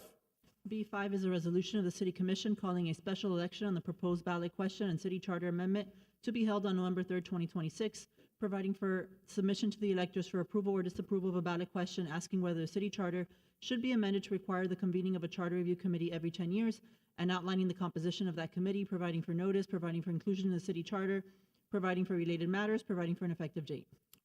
Madam City Attorney, the floor is yours.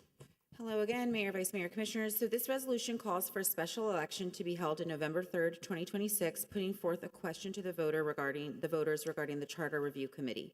I think just summarizing the ballot question will be instructive. So should the city charter be amended to require that the City Commission convene a charter review committee every 10 years, beginning in 2035, to review the city charter and provide recommendations to the City Commission on potential amendments? The charter review committee shall consist of 7 members. The commissioner and city manager will each appoint 1 member who is a resident of the city, and the city attorney's appointee shall be a current or former municipal or county attorney. This would be set forth to the voters in November of 2026. If adopted by a majority of the voters, it would be included in our charter going forward. Thank you. I'll entertain a motion. I'll move it. I'll second. We need to have public comment first. I apologize. Mr. Clerk? First speaker, Mr. Mayor, Mrs. Maria Cruz.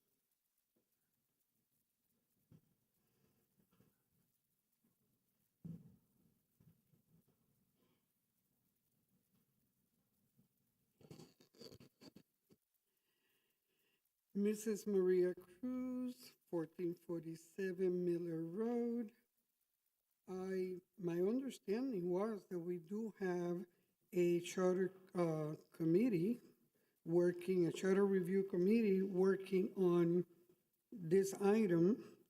And I'm a little concerned about, we keep hearing saving money, but now we're asking for a special election, which costs money.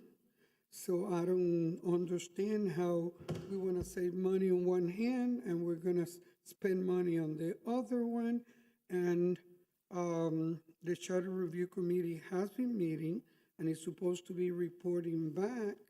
So as I always say, I'm a little confused, but nothing should confuse me anymore because we seem to be already in the campaign trail. Thank you. Mr. Clerk? Jackson Holmes.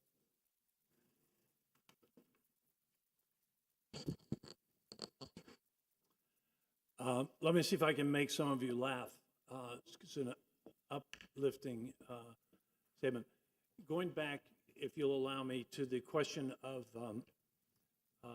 public comment, what I had planned to do with public comment, if I felt that there was enough time, is to Excuse me, say what I'm about Mr. to Holmes, say. if I may, I'm sorry to interrupt you.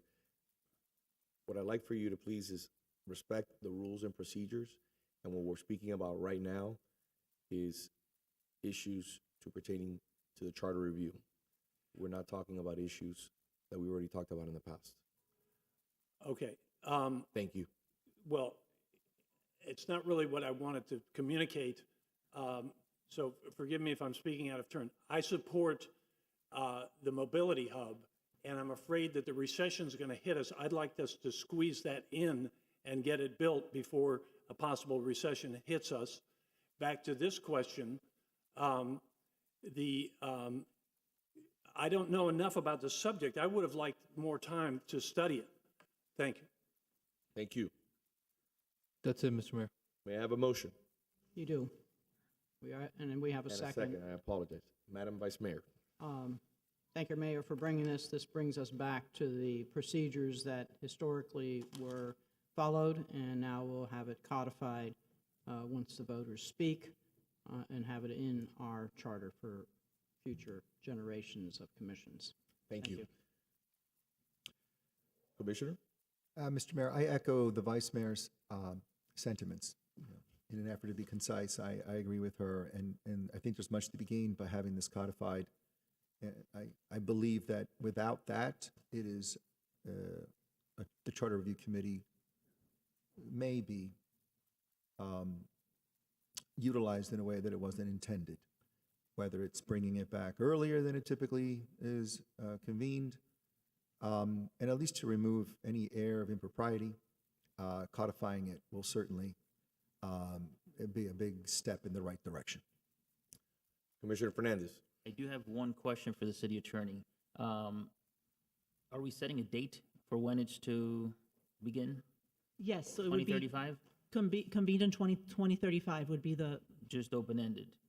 correct. Shouldn't we set a date? Because Commissioner Lara brings up a good point. You know, it's too open-ended, I think, if you're just setting it in 2035, should really have a date, whether it's April, which is the centennial, or something, you know, that gives us a concrete start date for the Charter Review Committee to be enacted. So, Deputy City Attorney, could we amend the ballot language? So we have to be very careful with the ballot language. We have a word limit. Yeah. And so we'd have to tweak it to see if we can carefully. I think we have the flexibility to add a month. We could say beginning annually or beginning every 10 years, beginning in 25, we could say whatever month, if the commission has a suggestion. And, you know, to the extent that it requires deletion or addition of a few words, if it's all right with you, we can modify the final version of the ballot language if the sponsor is amenable to that amendment. Thank you very much. Are you amenable to the amendment? No. Please finish your comments. All right. So I think that would be the most important change, because if we're talking about setting a date, we should really set a date. Not leave it open-ended. It could be January of 2035, or it could be December of 2035. And Mr. Chair, with your permission, just to clarify your comment, would you mean the end of the Charter Review Committee or the convening of it? The convening, because we're just the talking about starting. convening, correct. Okay. We're talking about convening every 10 years. We should really be setting a date for convening it. Regardless, I'm supportive of this measure on first reading. Thank you very much. So there's only one reading for this okay. item, just to All right. clarify. Thank It's you a very much. resolution. All right. Thank you. How did we get here? The charter review, the last 3 charter reviews have been held every 10 years. There has been 7 positions in the charter review. Each commissioner and the mayor had a member on the charter review, and then the city attorney and city clerk had a member. Commissioner Lara was too nice. He didn't want to use the word weaponize. The charter review was weaponized. Commissioner Fernandez removed the city attorney and city clerks, city attorney, city managers' appointments. For the first time that I'm aware of, the charter review was 5 individuals. That was discussed. Myself, and if I may, Vice Mayor, correct me if I'm wrong, we oppose that. Correct. And the charter review was called, instead of in 10 years, it was called in 8 years, in an effort to bring significant change to the city charter that, in my opinion, would have been detrimental and would not have spoken for the people. What we're doing today is redirecting course, but correcting that course to what it's always been. It should have never happened. So we can try to confuse the voters by stating the dates and the months. The charter review should happen every 10 years, and there should be 7 appointments to the charter review. Bringing it before the voters is the correct thing to do. In response to the resident that spoke before, another effort to confuse. Remember, this is a national election. The election's happening anyways. Doesn't matter how many items you add on the ballot. Let's stop making a concerted effort to confuse people. I call the question, Mr. Clerk. Commissioner Fernandez, Yes. Commissioner Lara, Yes. Vice Mayor Anderson, Yes. Mayor Lago. Yes. B6. B6 is a resolution of the City Commission calling a special election on the proposed ballot question and city charter amendment to be held on November 3rd, 2026, providing for submission to the electors for approval or disapproval of a ballot question asking whether the city charter should be amended to require an inspector general with certain powers, including the power to subpoena witnesses, either by the Miami-Dade County Inspector General or other city-appointed Inspector General, provided that such office's appointment term, functions, and powers shall be further established by ordinance, providing for requisite ballot language, providing for procedures for balloting, providing for notice, providing for inclusion in the city charter, providing for related matters, providing for an effective date. Madam City Attorney. Thank you again, Mr. Mayor, Vice Mayor, Commissioners. This also calls for a special election question to be put forward to the voters on November 3rd, 2026. This is the same language that we have previously considered, this body has previously considered, and I think it may be helpful if I just read the ballot question, but this resolution itself does call for all the details of the notice, et cetera, for the special election. So the question would be, shall the city charter be amended to require a contract with Miami-Dade County Inspector General to provide Inspector General services to the city, or appointment of a city Inspector General to investigate, audit, and oversee municipal matters in order to identify efficiencies and investigate and prevent fraud, waste, mismanagement, and abuse of power, and who can subpoena witnesses and require production of documents, and whose appointment, term, functions, and powers shall be established by ordinance. As you can see from that language, the question itself is rather broad. An ordinance would be required to set forth all the details of a city Inspector General's appointment, term, budget, et cetera. Thank you very much, Mr. Clerk. Public comment? Yes, Mr. Mayor. First speaker, Mrs. Maria Cruz.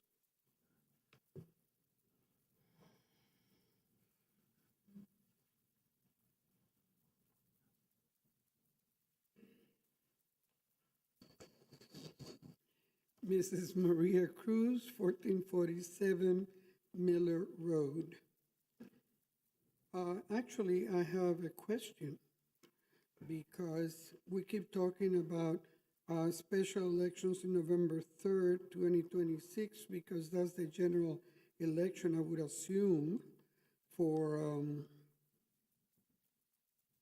representatives, senators, etc. So we think that we're going to have a lot of people going to vote. But on the other hand, we also are trying to move the election of the commissioners for that date. So my question is, if the changing the commission elections to that date doesn't go through when the referendum or whatever, the vote is put up, are we still going to do this on that date? That's the question. Please complete your statement. Well, I need an answer before I can tell you. There is no back and forth between the commission and the speaker. Okay, not even the attorney can answer what it means? You can have that conversation after with the attorney. Please keep going. Okay, so once again,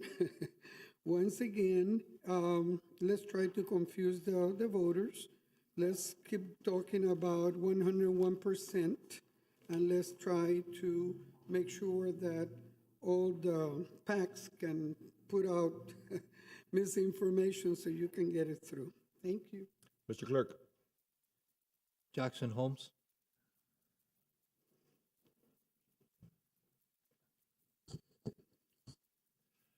I apologize for speaking so much today. I do want to explain that I'm trying to be a substitute for Melissa Castro, who's unavailable. She and I have been fairly close recently. Please don't think that I'm trying to make people mad. I do support this item. This is great. we need this. We've needed it for a time, and I like the idea of having the Miami-Dade County Inspector General, if need be, take up the reins, but we need it, and so it's great. Best things happen today.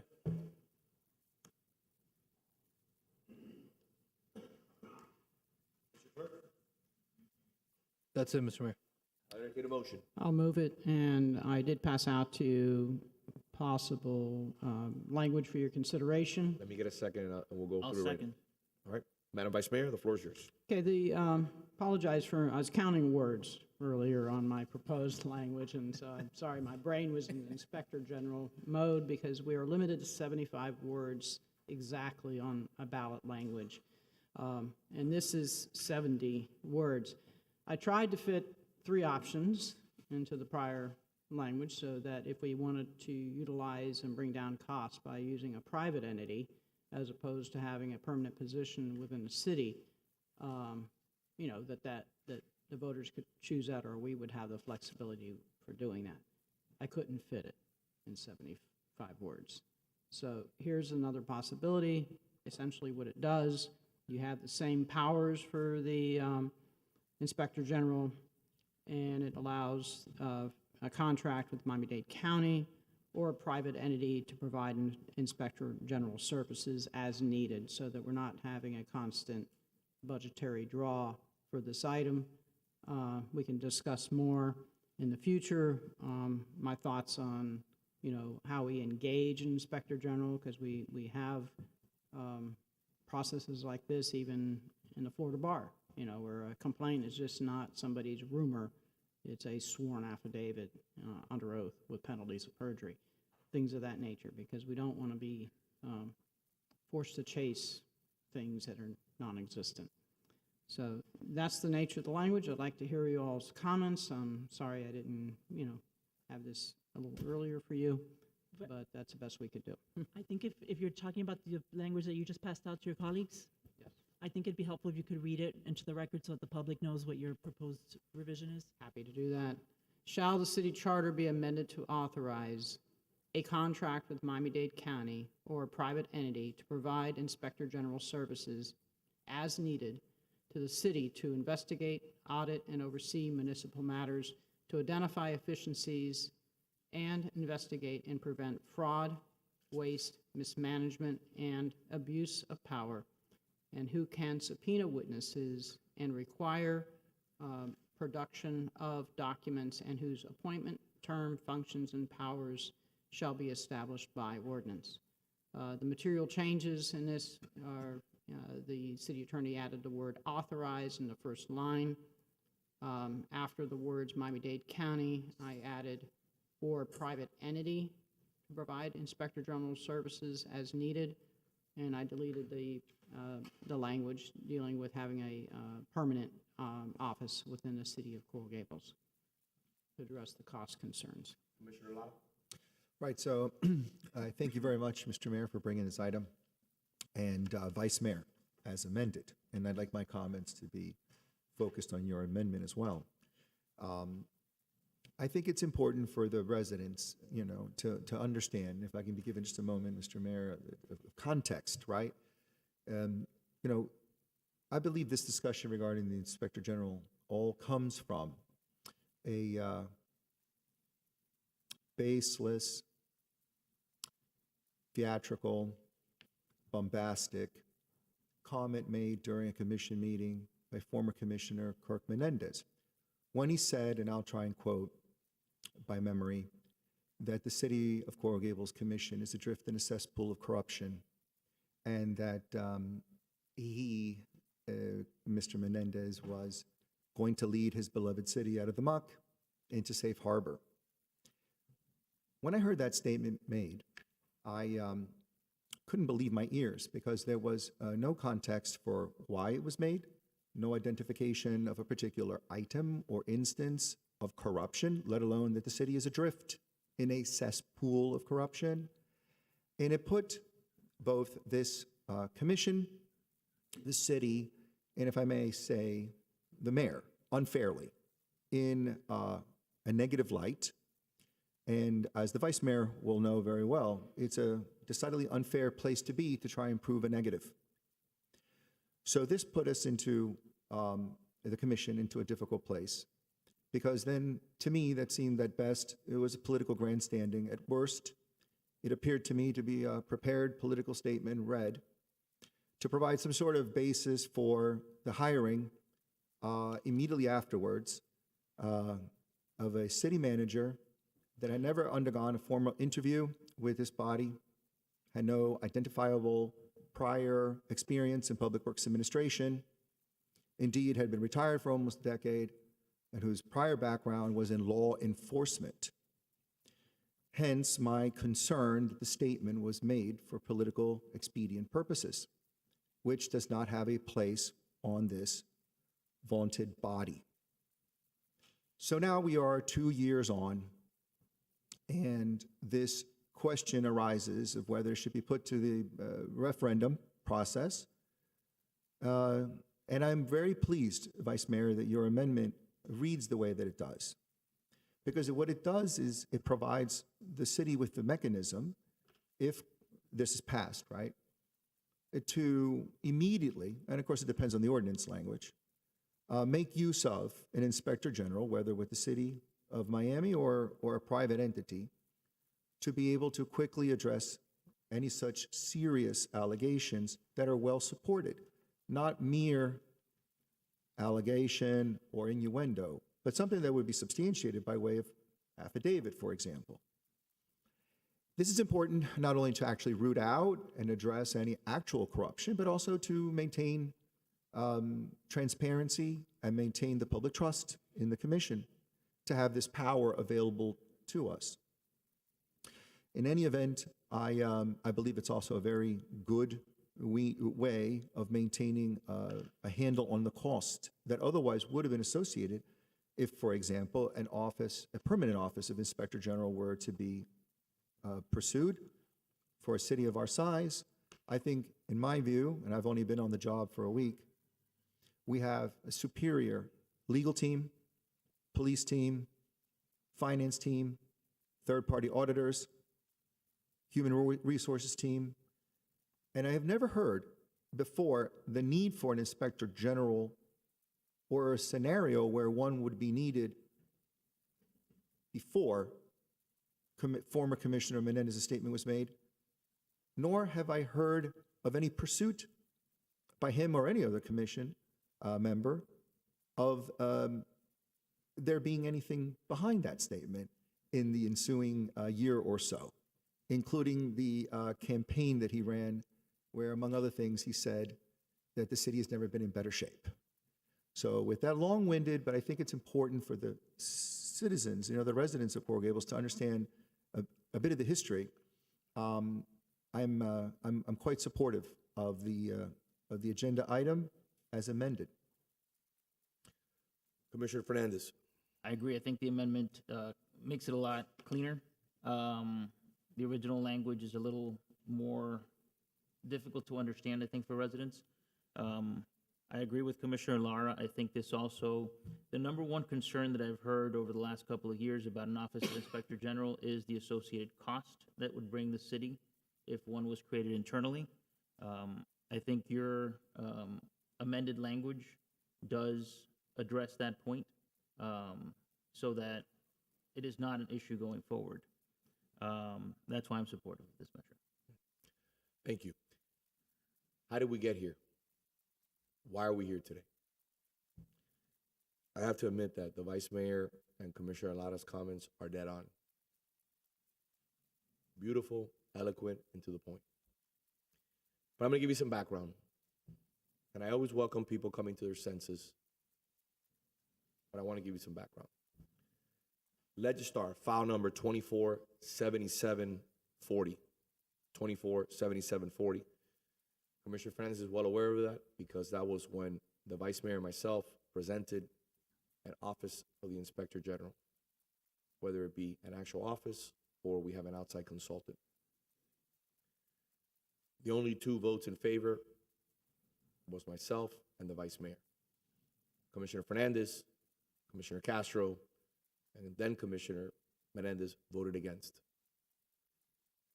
I proceeded to have our city attorney, who was here, get a conversation to see if we can use the county inspector general to reduce costs. That was also not approved. Okay? This is political grandstanding at its finest. This is an effort to destroy my reputation.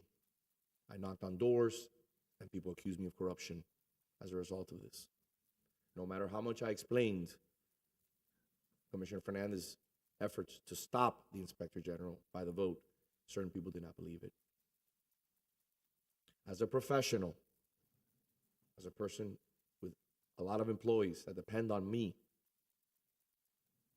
these are the type of situations that cost me business, and at the end of the day, hurt my family. I wholeheartedly agree with the cost in an effort, just like we moving to the elections will save a few $100,000. I agree with the Vice Mayor's amendment. We can't speak as a result of sunshine. That's why we use this moment. I made a very clear statement, and I said, you cannot place a cost on rooting out corruption. No cost. But you're fighting ghosts when somebody says that you're corrupt. Let us always remember, and the people were clear, when they voted, and people say that people are not educated, and we knocked on doors, they said, November elections, Inspector General, and stop the politics. We need a voice of reason on the commission, and we need to return to civility. So I'm excited that Commissioner Fernandez is stopping the politics. But let us never forget who ran Commissioner Menendez's campaign, which smeared my family and smeared employees. Call the question. Point of order. I call the question. Point of order. Excuse me. You're Madam making an City Attorney. accusation that's baseless. I did not run Commissioner Menendez's campaign. Madam City Attorney. So that isn't a point of order. The point of order is a procedural issue. And so if there's a So, procedural issue. I call the question. Mr. Clerk? Commissioner Lara, Yes, as amended. Vice Mayor Anderson, Yes, as amended. Commissioner Fernandez, Yes, as amended. Mayor Lago. Yes. Moving on to item B7. Thank you very much. Mayor, just to clarify that there will be a small change to the Exhibit 1 of the resolution with the amended language. So I just want to clarify that the city attorney will amend that proposed charter language to comport with the approved amended language. Madam Vice Mayor? Fine. Yes. Thank you. B7, Mayor? Yes, ma'am. B7 is a resolution of the City Commission amending Resolution Number 2023-267 as amended to expand the existing Charter Review Committee to include 2 additional members with 1 member chosen by the city manager and 1 chosen by the city attorney. Thank you very much. Madam City Attorney? Hello again. As previously discussed, in 2023, the current Charter Review Committee was convened with 5 members. The committee has been meeting and has held various public town halls and public meetings to review the existing charter. This resolution expands the existing Charter Review Committee by adding 2 additional members, with the city attorney and city manager each appointing 1 new member. The city manager's appointee shall be a resident, and the city attorney's appointee shall be a current or former municipal or county attorney. Thank you very much. Mr. Clerk? 1 speaker, Mr. Mayor, Ms. Maria Cruz.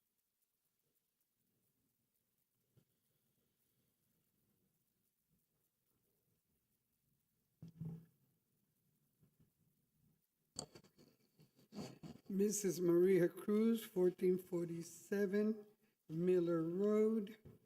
I kind of agree with this item, except that it could be used to pack and to control the charter review. Thank you.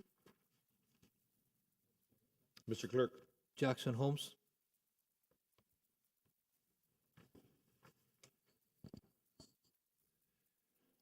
Thank you. Again, I apologize for being so loquacious today, and the reason that I'm doing it is to try to get Melissa Castro's voice out, since she's literally, presumably in surgery at this moment. Please accept my apology. on this item, I wish that we had more time. I don't, it could be good, could be bad. I share Maria Cruz's concern. Maybe this could allow packing of the Charter Review Committee. We don't have time. Why is this rushed? Thank you. Thank you, sir. I'll move it. May I have a second? Second. Madam Vice Mayor.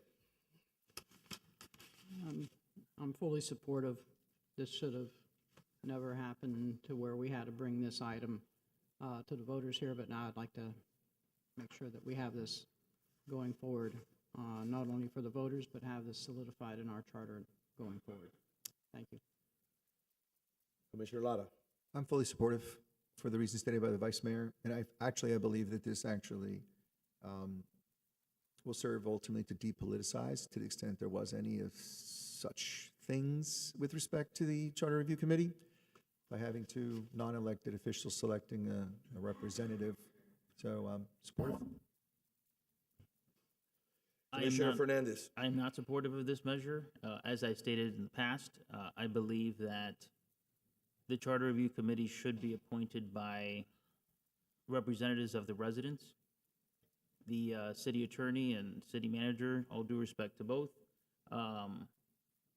work for the city. They are not appointed by the residents. And for that reason, I am not supportive. I am supportive of the measure we're sending to residents on the ballot so that residents can decide if that's a direction they want to move in. But as to this measure, I am not supportive. How did we get here today? We got here today once again by a decision that was made by Commissioner Fernandez, Commissioner Castro, and Commissioner Kirk Menendez. Previously, on multiple occasions, the Charter Review always had 7 members, always had 7 members. The intent of bringing it to 5 was to, like Mr. Rip Holmes just said, was to have control of the Charter Review. In my opinion, the more voices, the better. The more engagement, the better. The more professionals, the better. It's worked perfectly fine in the past, and that's why I'm presenting it to the voters to make a decision. I call the question. Vice Mayor Anderson, Yes. Commissioner Fernandez, No. Commissioner Lara, Yes? Mayor Lago. Yes. Moving on to our final item before discussion, B8. B8 is a resolution of the City Commission amending Resolution Number 2021-225, which amended the policy adopted pursuant to Resolution Number 2019-55 for City Commissioner expense accounts / office budgets, and directing city staff to reduce the amount from $10,000 to $5,000 in the proposed fiscal year 2025 to 2026 budget. Hello again. As you all know, each commissioner is allotted an office budget pursuant to Section 2-32 of the City Code, and the amount is set in each year's budget. The current amount is $10,000. We've had various resolutions, Resolution 2019-55, 2019-34, and 21-225, which is the latest version of that policy, that sets forth the policy for providing that the expense account and office budget of each commissioner may be used for certain purposes. Those purposes are outlined in that resolution. This resolution would amend the amount of that money back to $5,000 starting in the October 1st, 2026 budget. And then also provides for some strike-throughs to the existing policy. It removes the fees for mass mailing. It removes the design, production, and printing costs for flyers, palm cards, or other advertisements for town hall or community meetings and community enhancement events hosted by an elected official. It removes the purchase of tickets to events held in the city where the elected official is attending in his or her official capacity, where tickets have not otherwise been procured. And it removes the ability to use the funds for donations for a public benefit to a public school in the city or a charitable organization based in Coral Gables. So again, this reduces the amount in the next budget cycle to $5,000 and strikes those current approved uses. Mr. Clerk? First speaker, Mr. Mayor, Mrs. Maria Cruz.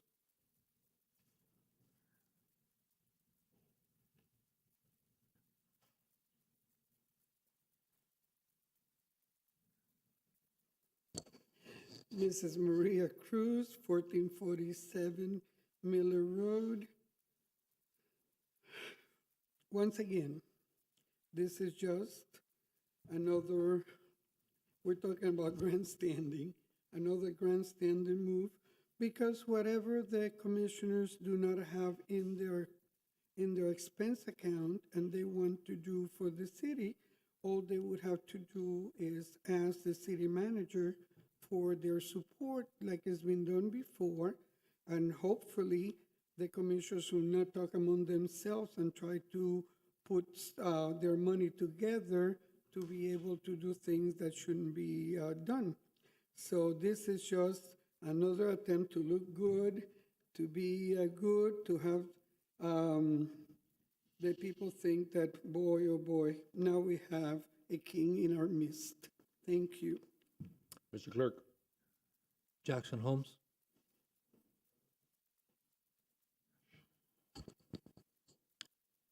So because I have lucked out, I speak regularly with our Commissioner, Melissa Castro, and she voiced her distress over this item. And since she's unable to be here today because she's in surgery, I pass that along to you. What she said specifically is that she gets out welcome packages to new residents, which seems to me to be a good function, right? And now this is going to cut her ability significantly to do that. I think that other officials one in particular may have made end runs around using city funds for promoting causes. She prefers to do it the right way, but now that option is being taken away. Thank you. Thank you very much. Mr. Clerk, That's it, Mr. Mayor. we have a motion? I'll move it. We have a second? Second. Madam Vice Mayor.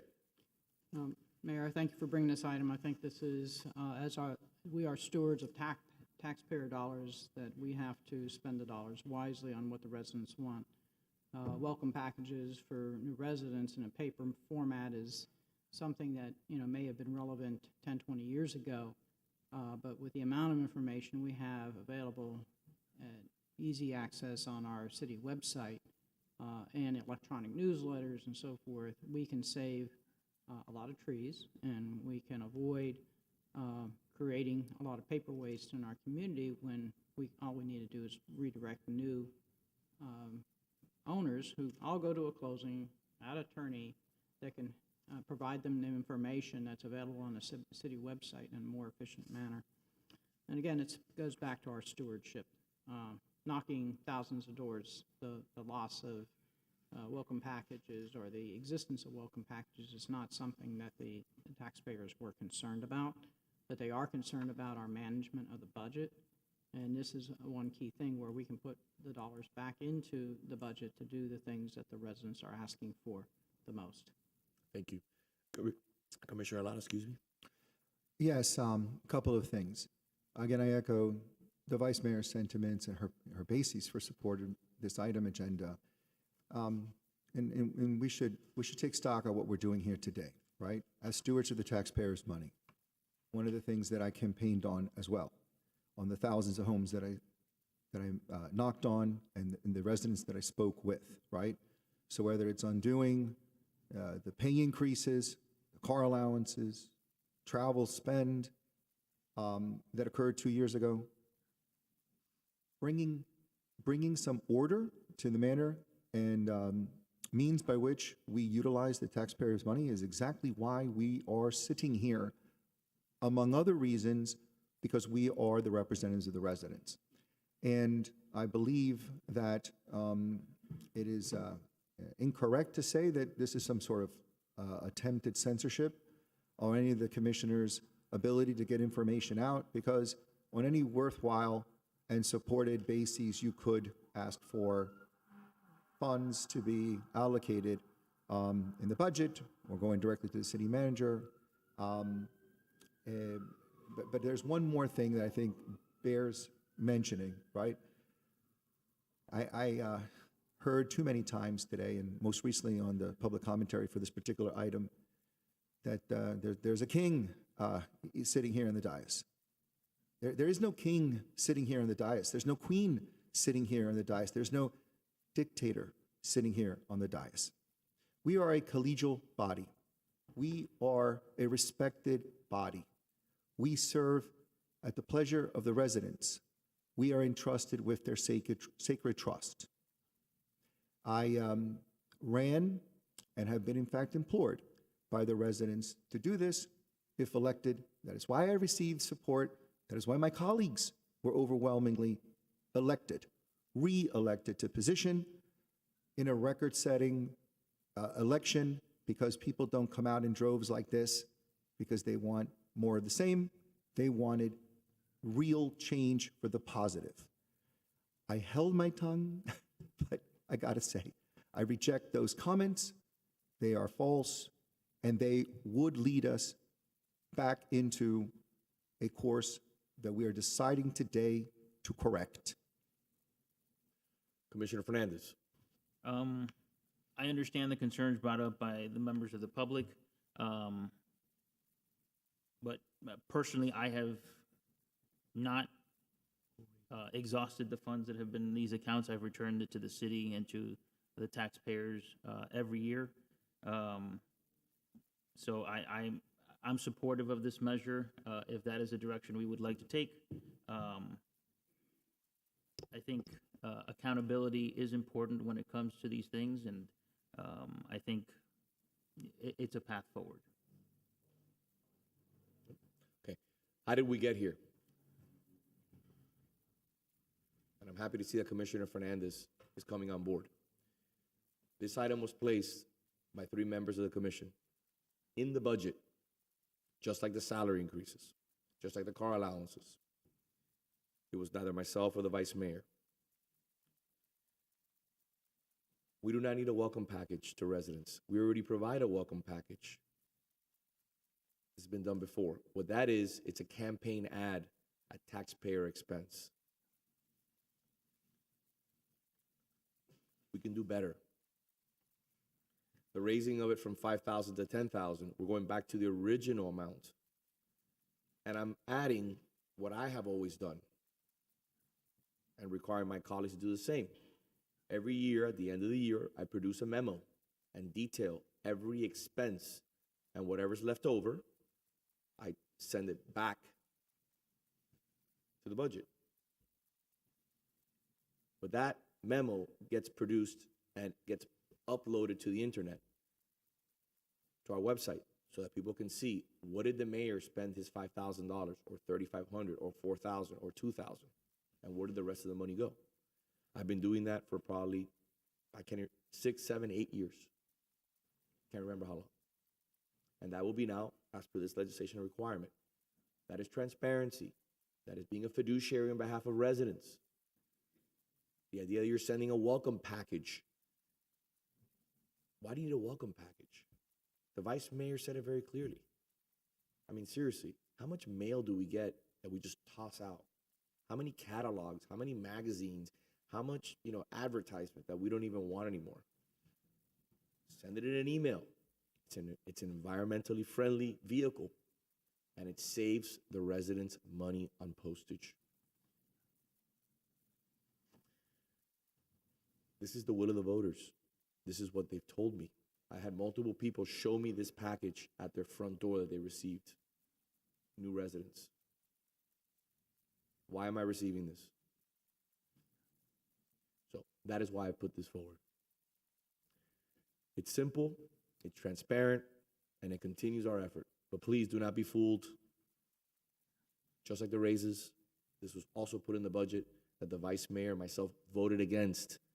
There will be a campaign in the next few months to try to confuse, to garner that other people were in support of these measures. The vice mayor and myself, and now Commissioner Lara, have fought for these measures. This is what the will of the people, these are what the residents want, and these are what people deserve. The residents spoke. They were very clear, and that's why we're moving forward. I call the question, Mr. Clerk. Commissioner Fernandez, Yes.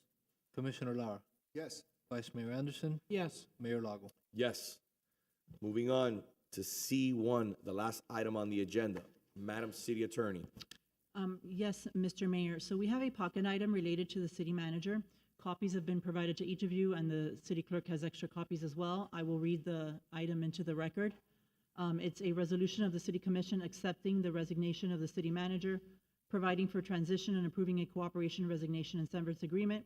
It provides that whereas City Manager Alberto N. Parhus tendered his resignation effective May 22nd, 2025, whereas the terms and conditions of Mr. Parhus's employment were set forth in Resolution Number 2025-16, and whereas it is in the best interest of the city to ensure a smooth transition through agreement with Mr. Parhus for his cooperation, knowledge, and operational expertise, and whereas at the City Commission meeting of May 6, 2025, the City Commission accepted Mr. Parhus's resignation, provided for transition, and approved a cooperation, resignation, and severance agreement, substantially in the form attached as Exhibit A, which has also been provided to each of you.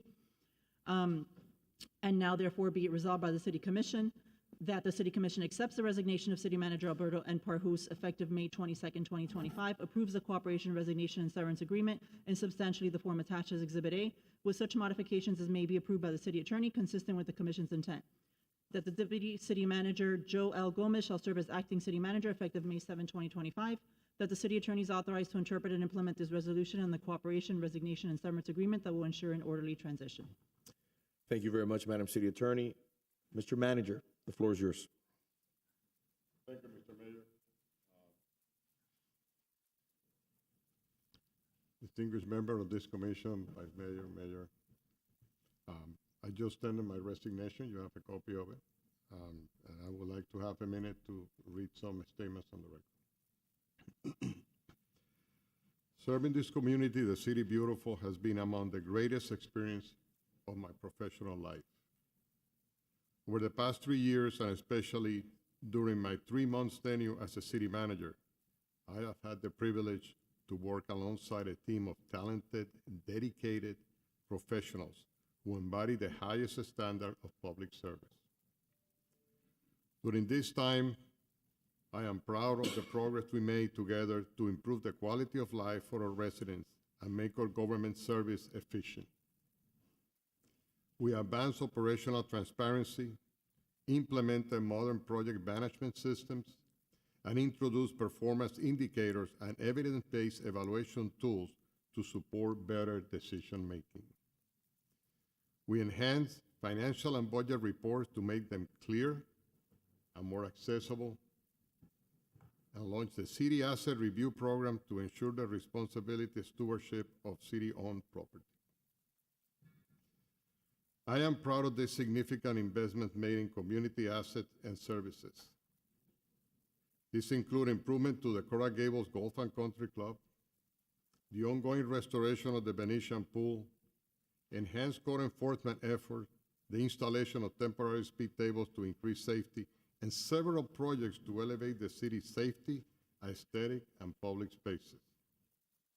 Additionally, we initiated a detailed assessment of the building permitting process to include customers' feedback.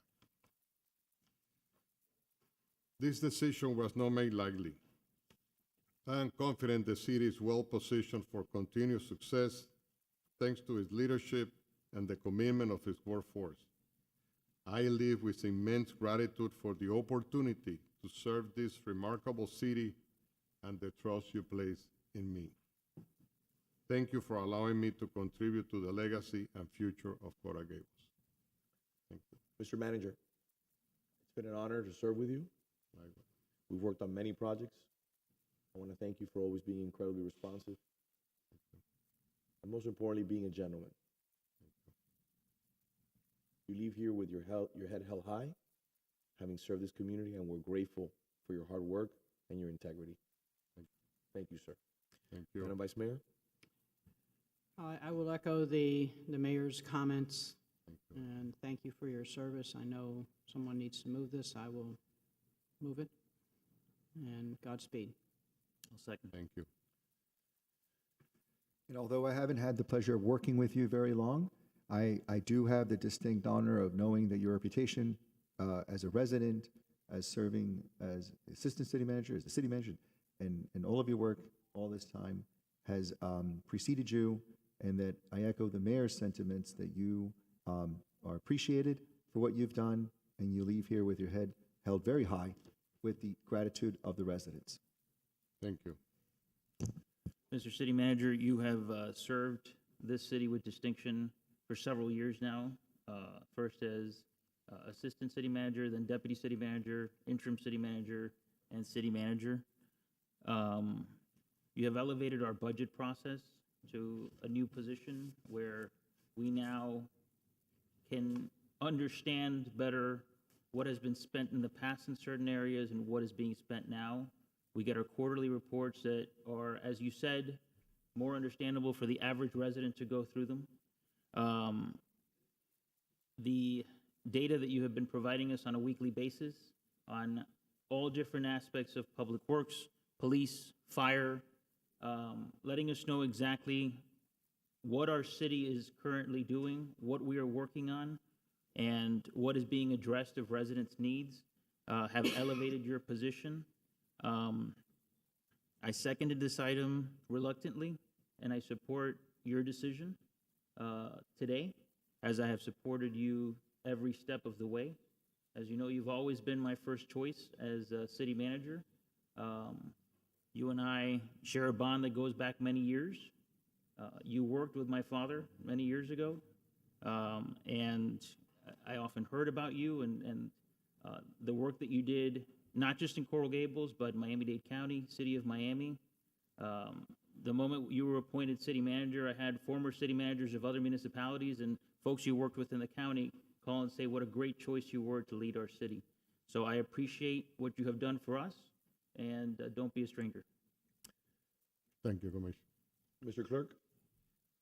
Mr. Mayor, would you entertain public hearing, public I'll comments? entertain public hearing as long as we stick to 3 minutes per person, please. First speaker, Mrs. Maria Cruz.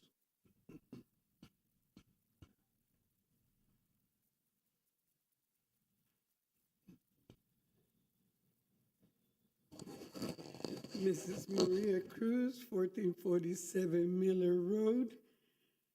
Obviously, this was not a surprise. It was expected.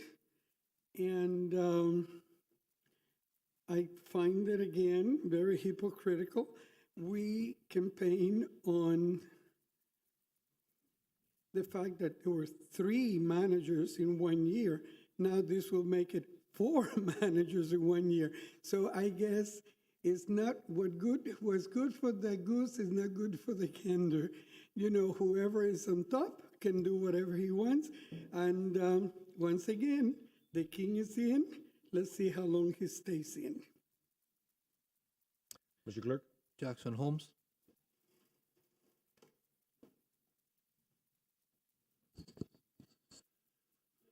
So, thank you. You've been quintessential gentleman throughout this process. I'm disappointed, I'm surprised that you're not having people encourage you to stay. I'll miss you, but if I just am lucky that I have the chance to thank you for your courage, your integrity, and your knowledge. Thank you. Mr. Clerk? That's it, Mr. Mayor. Mr. Manager, thank you. I want to apologize for Ms. Cruz's statement. There's no place for that right now, especially when we're honoring your service. So thank you for that. Moving forward, before we adjourn, is there anything else that we need to speak about, Madam City Attorney? We do need a vote on this item. Yes, I know. Okay. We have a motion and a second. Mr. Clerk? Commissioner Fernandez, Yes. Commissioner Lara, Yes. Vice Mayor Anderson, Yes. Mayor Lago. Yes. Thank you. Moving forward, anything for the good of the order, Madam Vice Mayor? Just a reminder for residents that we are having the septic to sewer meetings and basin by basin bases, and that it's a general information meeting at this point, and I hope you all have a wonderful week. Mr. Mayor, Yes, sir. I want to remind everyone about the picnic, the employees' picnic that is going to take place, is it this Saturday or when? 18th, yes. Thank you, sir. Commissioner Lara, No comments. you want to tell people about your open office hours, maybe?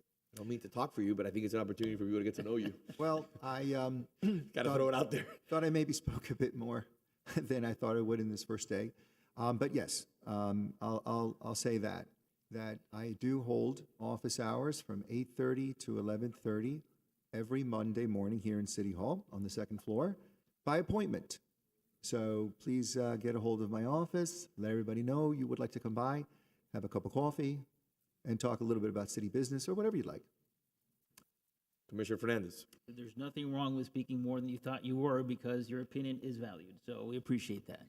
I just want to thank residents for being here today. I see a lot of fresh faces in the room, folks who haven't been here in a while. Thank you for being here.